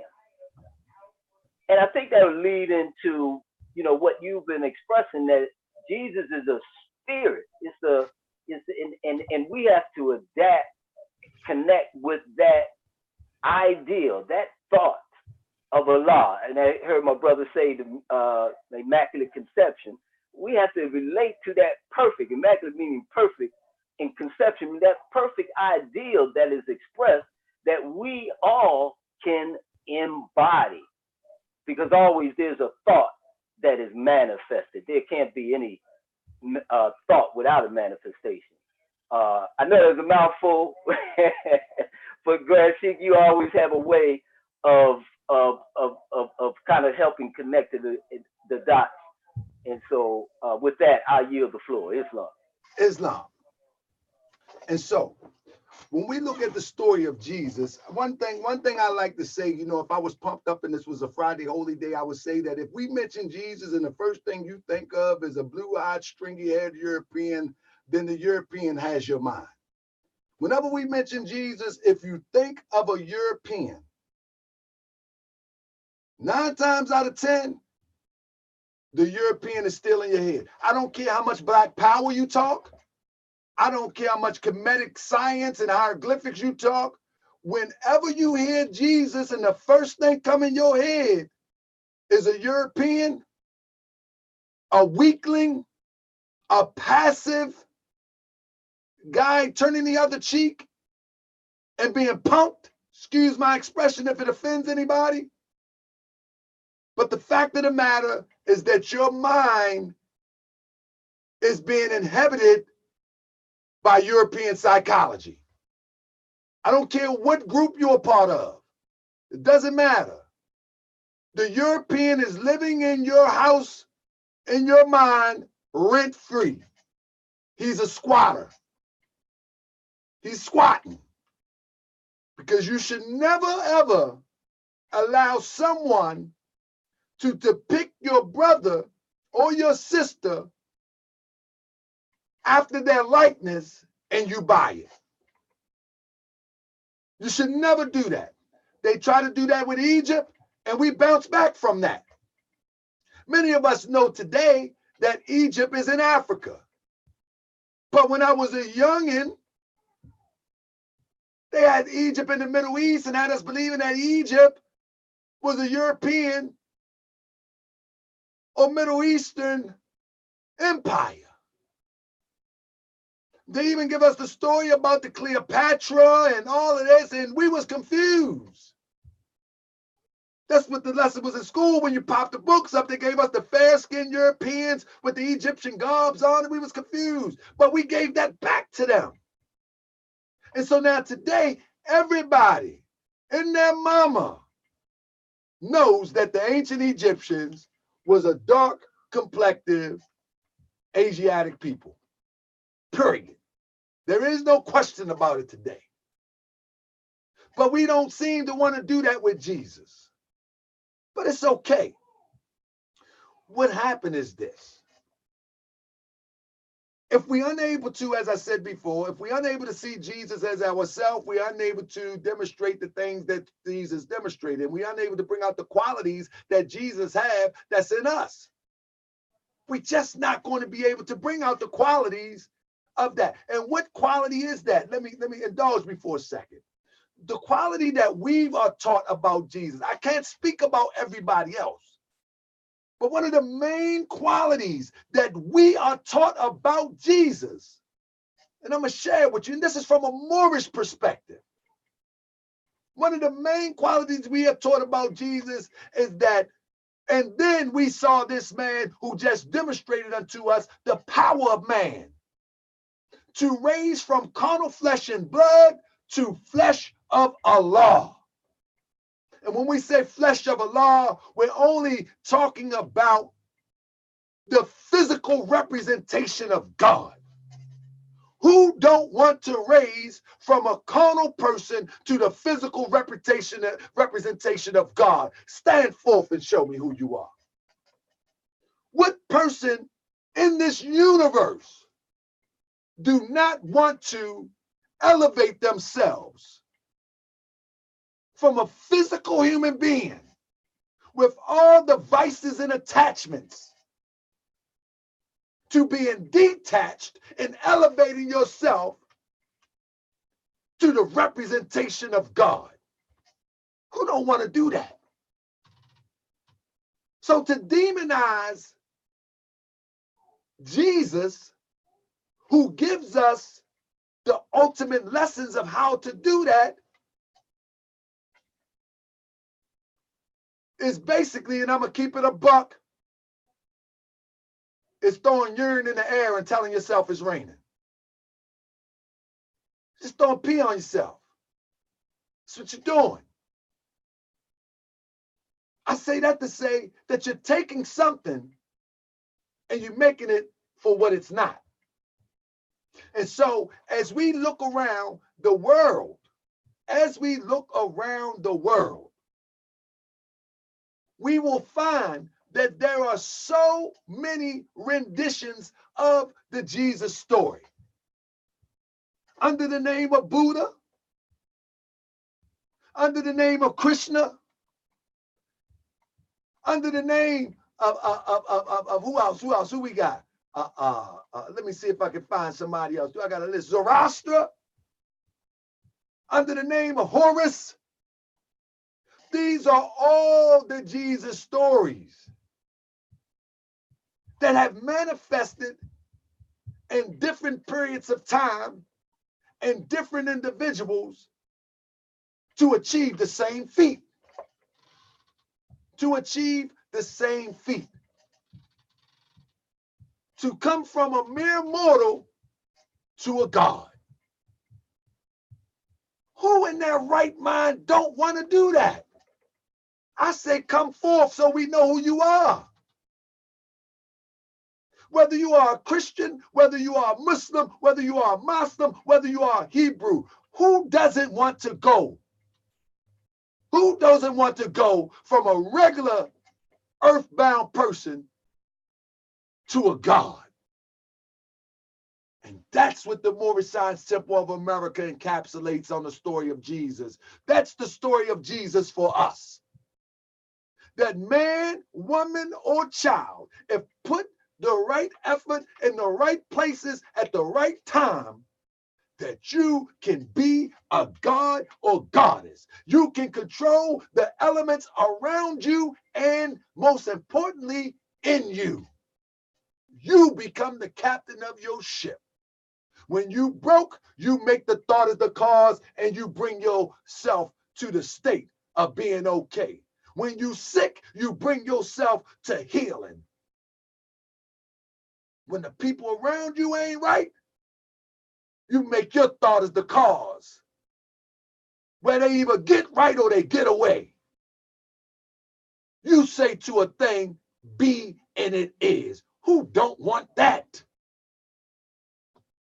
I wouldn't care if you was a Christian. I don't care if you was a Muslim, a Muslim, or a Hebrew. Don't you want that? Don't you want to be the captain of your ship? Don't you want to see a struggle as a lesson, as opposed a contribution to your depression? A struggle becomes a lesson instead of a contribution to your depression. But it's all in your perspective. And so that's the best way that I can sum up the teaching of Jesus from the Moorish American, the Moorish Science Temple of America perspective. You come from a regular person to a supernatural human being. And there's nothing can take it away from any person that walked this earth.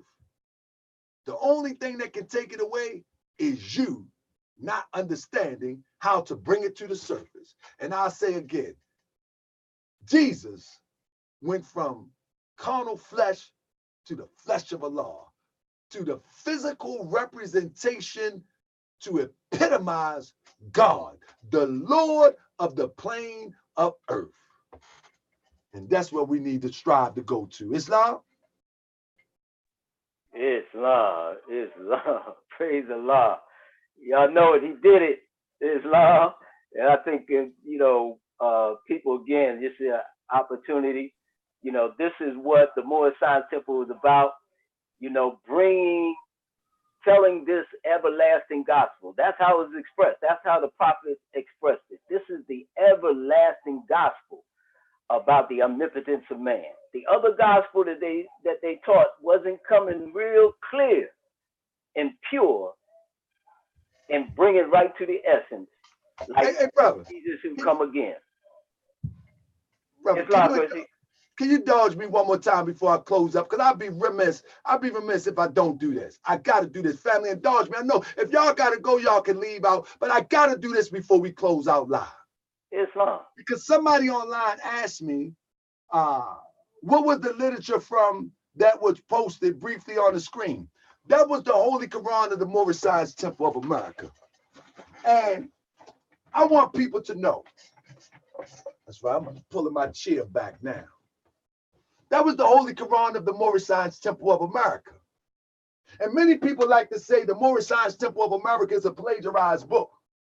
When in fact, the Moorish Science Temple of America is just like any other spiritual book that's brought on by any prophet.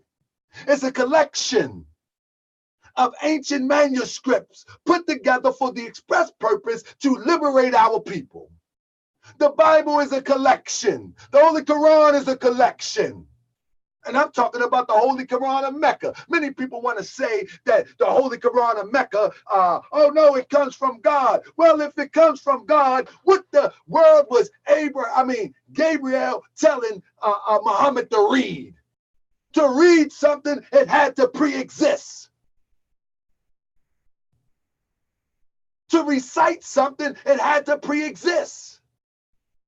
And that doesn't change with the lessons of the Prophet Noble Drew Ali or the Quran of the Moorish Science Temple of America. In fact, I can't wait for somebody to try me on this, but you ain't got to try me no more. In fact, I'm going to give you a quick spill.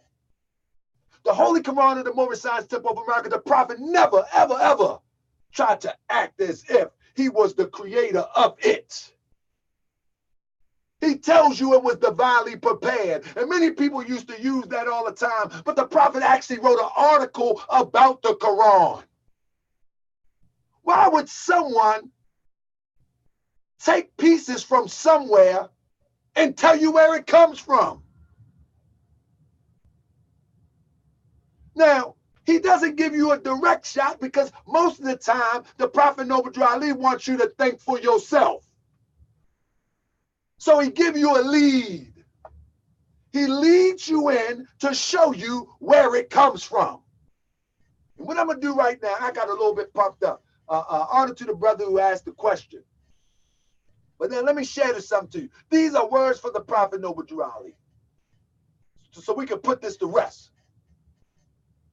This is the Holy Quran of the Moorish Science Temple of America by the Prophet Noble Drew Ali. These are the words of Prophet Noble Drew Ali. Prophet Noble Drew Ali has spent many hours preparing the latest edition of the Quran, which will be a masterpiece of religious literature.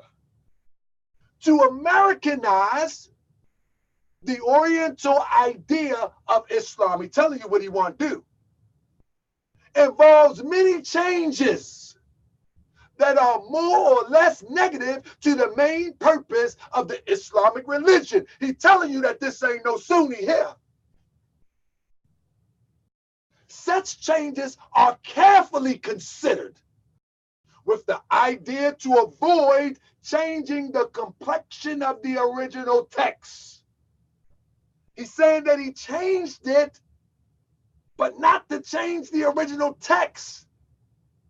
He's using the divine mind to put it in a way that you can digest it and make it a part of every part. It says the philosophy of the ancient prophets is the main initiative in this compilation.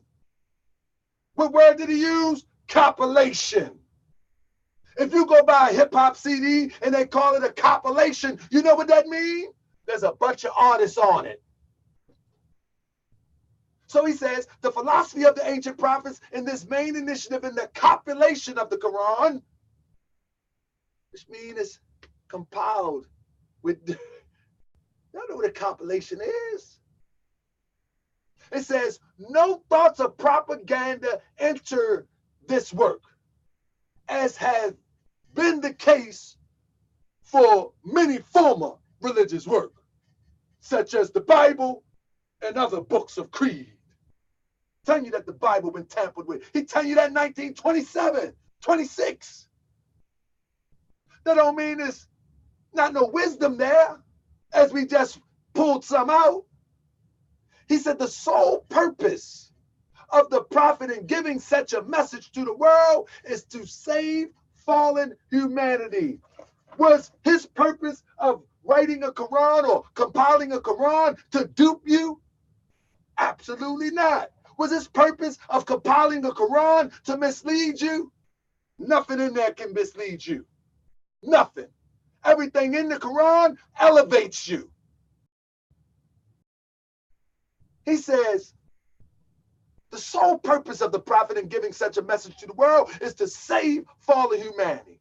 When a compiler, there's that word again, when a compiler attempts to inject propaganda into a work of this kind, there arises need to cover the true text in order to prevent a clash with the truth and ideas involved in such propaganda. Y'all need to go back and read that because he's referring to something that you read every day. He's referring to something that you read every day, or that you used to. He says, former works of this kind have either hindered or helped the nations proportionately to the adherence to the truth as to the original purpose of keeping the ignorant in such a state. Let's reverse that. The purpose of this is not to keep you ignorant. It is hard to resist the temptation to use this medium for gain. Hence, many of former treaties on work of this kind have been the means to foster ideas of the unscrupulous, wherein they desire to use religious influence for gain. He's saying all these other religious books are used to manipulate you for gain. But what did he say about this? The many secrets to the prophets that could be used for the salvation of the nation were either left out or colored to the extent that their meaning was made void. He's talking about them old lessons. Such is not the case with this edition of the Quran. He's implying that something is missing out some form of books. When he says such is not the case with this edition, there's an implication, family. There's an implication there. Now, why y'all keep running to the east? Why y'all keep running to the east when the law is giving us a prophet right here? He goes on to say, all the secrets of the ages known to man are put in this work. The secrets known only to the Magi are here revealed. The reading of the stars, the interpretation of marriage relations, the understanding of the span of life, and other such has been kept from the Occidental world are in this book boldly put out. The Quran, Americanized as it will be, can be bought in a few weeks. The prophet ain't cover up nothing from nobody. He ain't cover nothing from nobody. It will be sent to all governors of the Moorish Science Temple of America by Prophet Noble Drew Ali. The prophet did not cover up nothing for nobody. And this is why I boldly stand here and say that Islamism is a unique science unto itself, but is universally connected to all the sciences of true religion.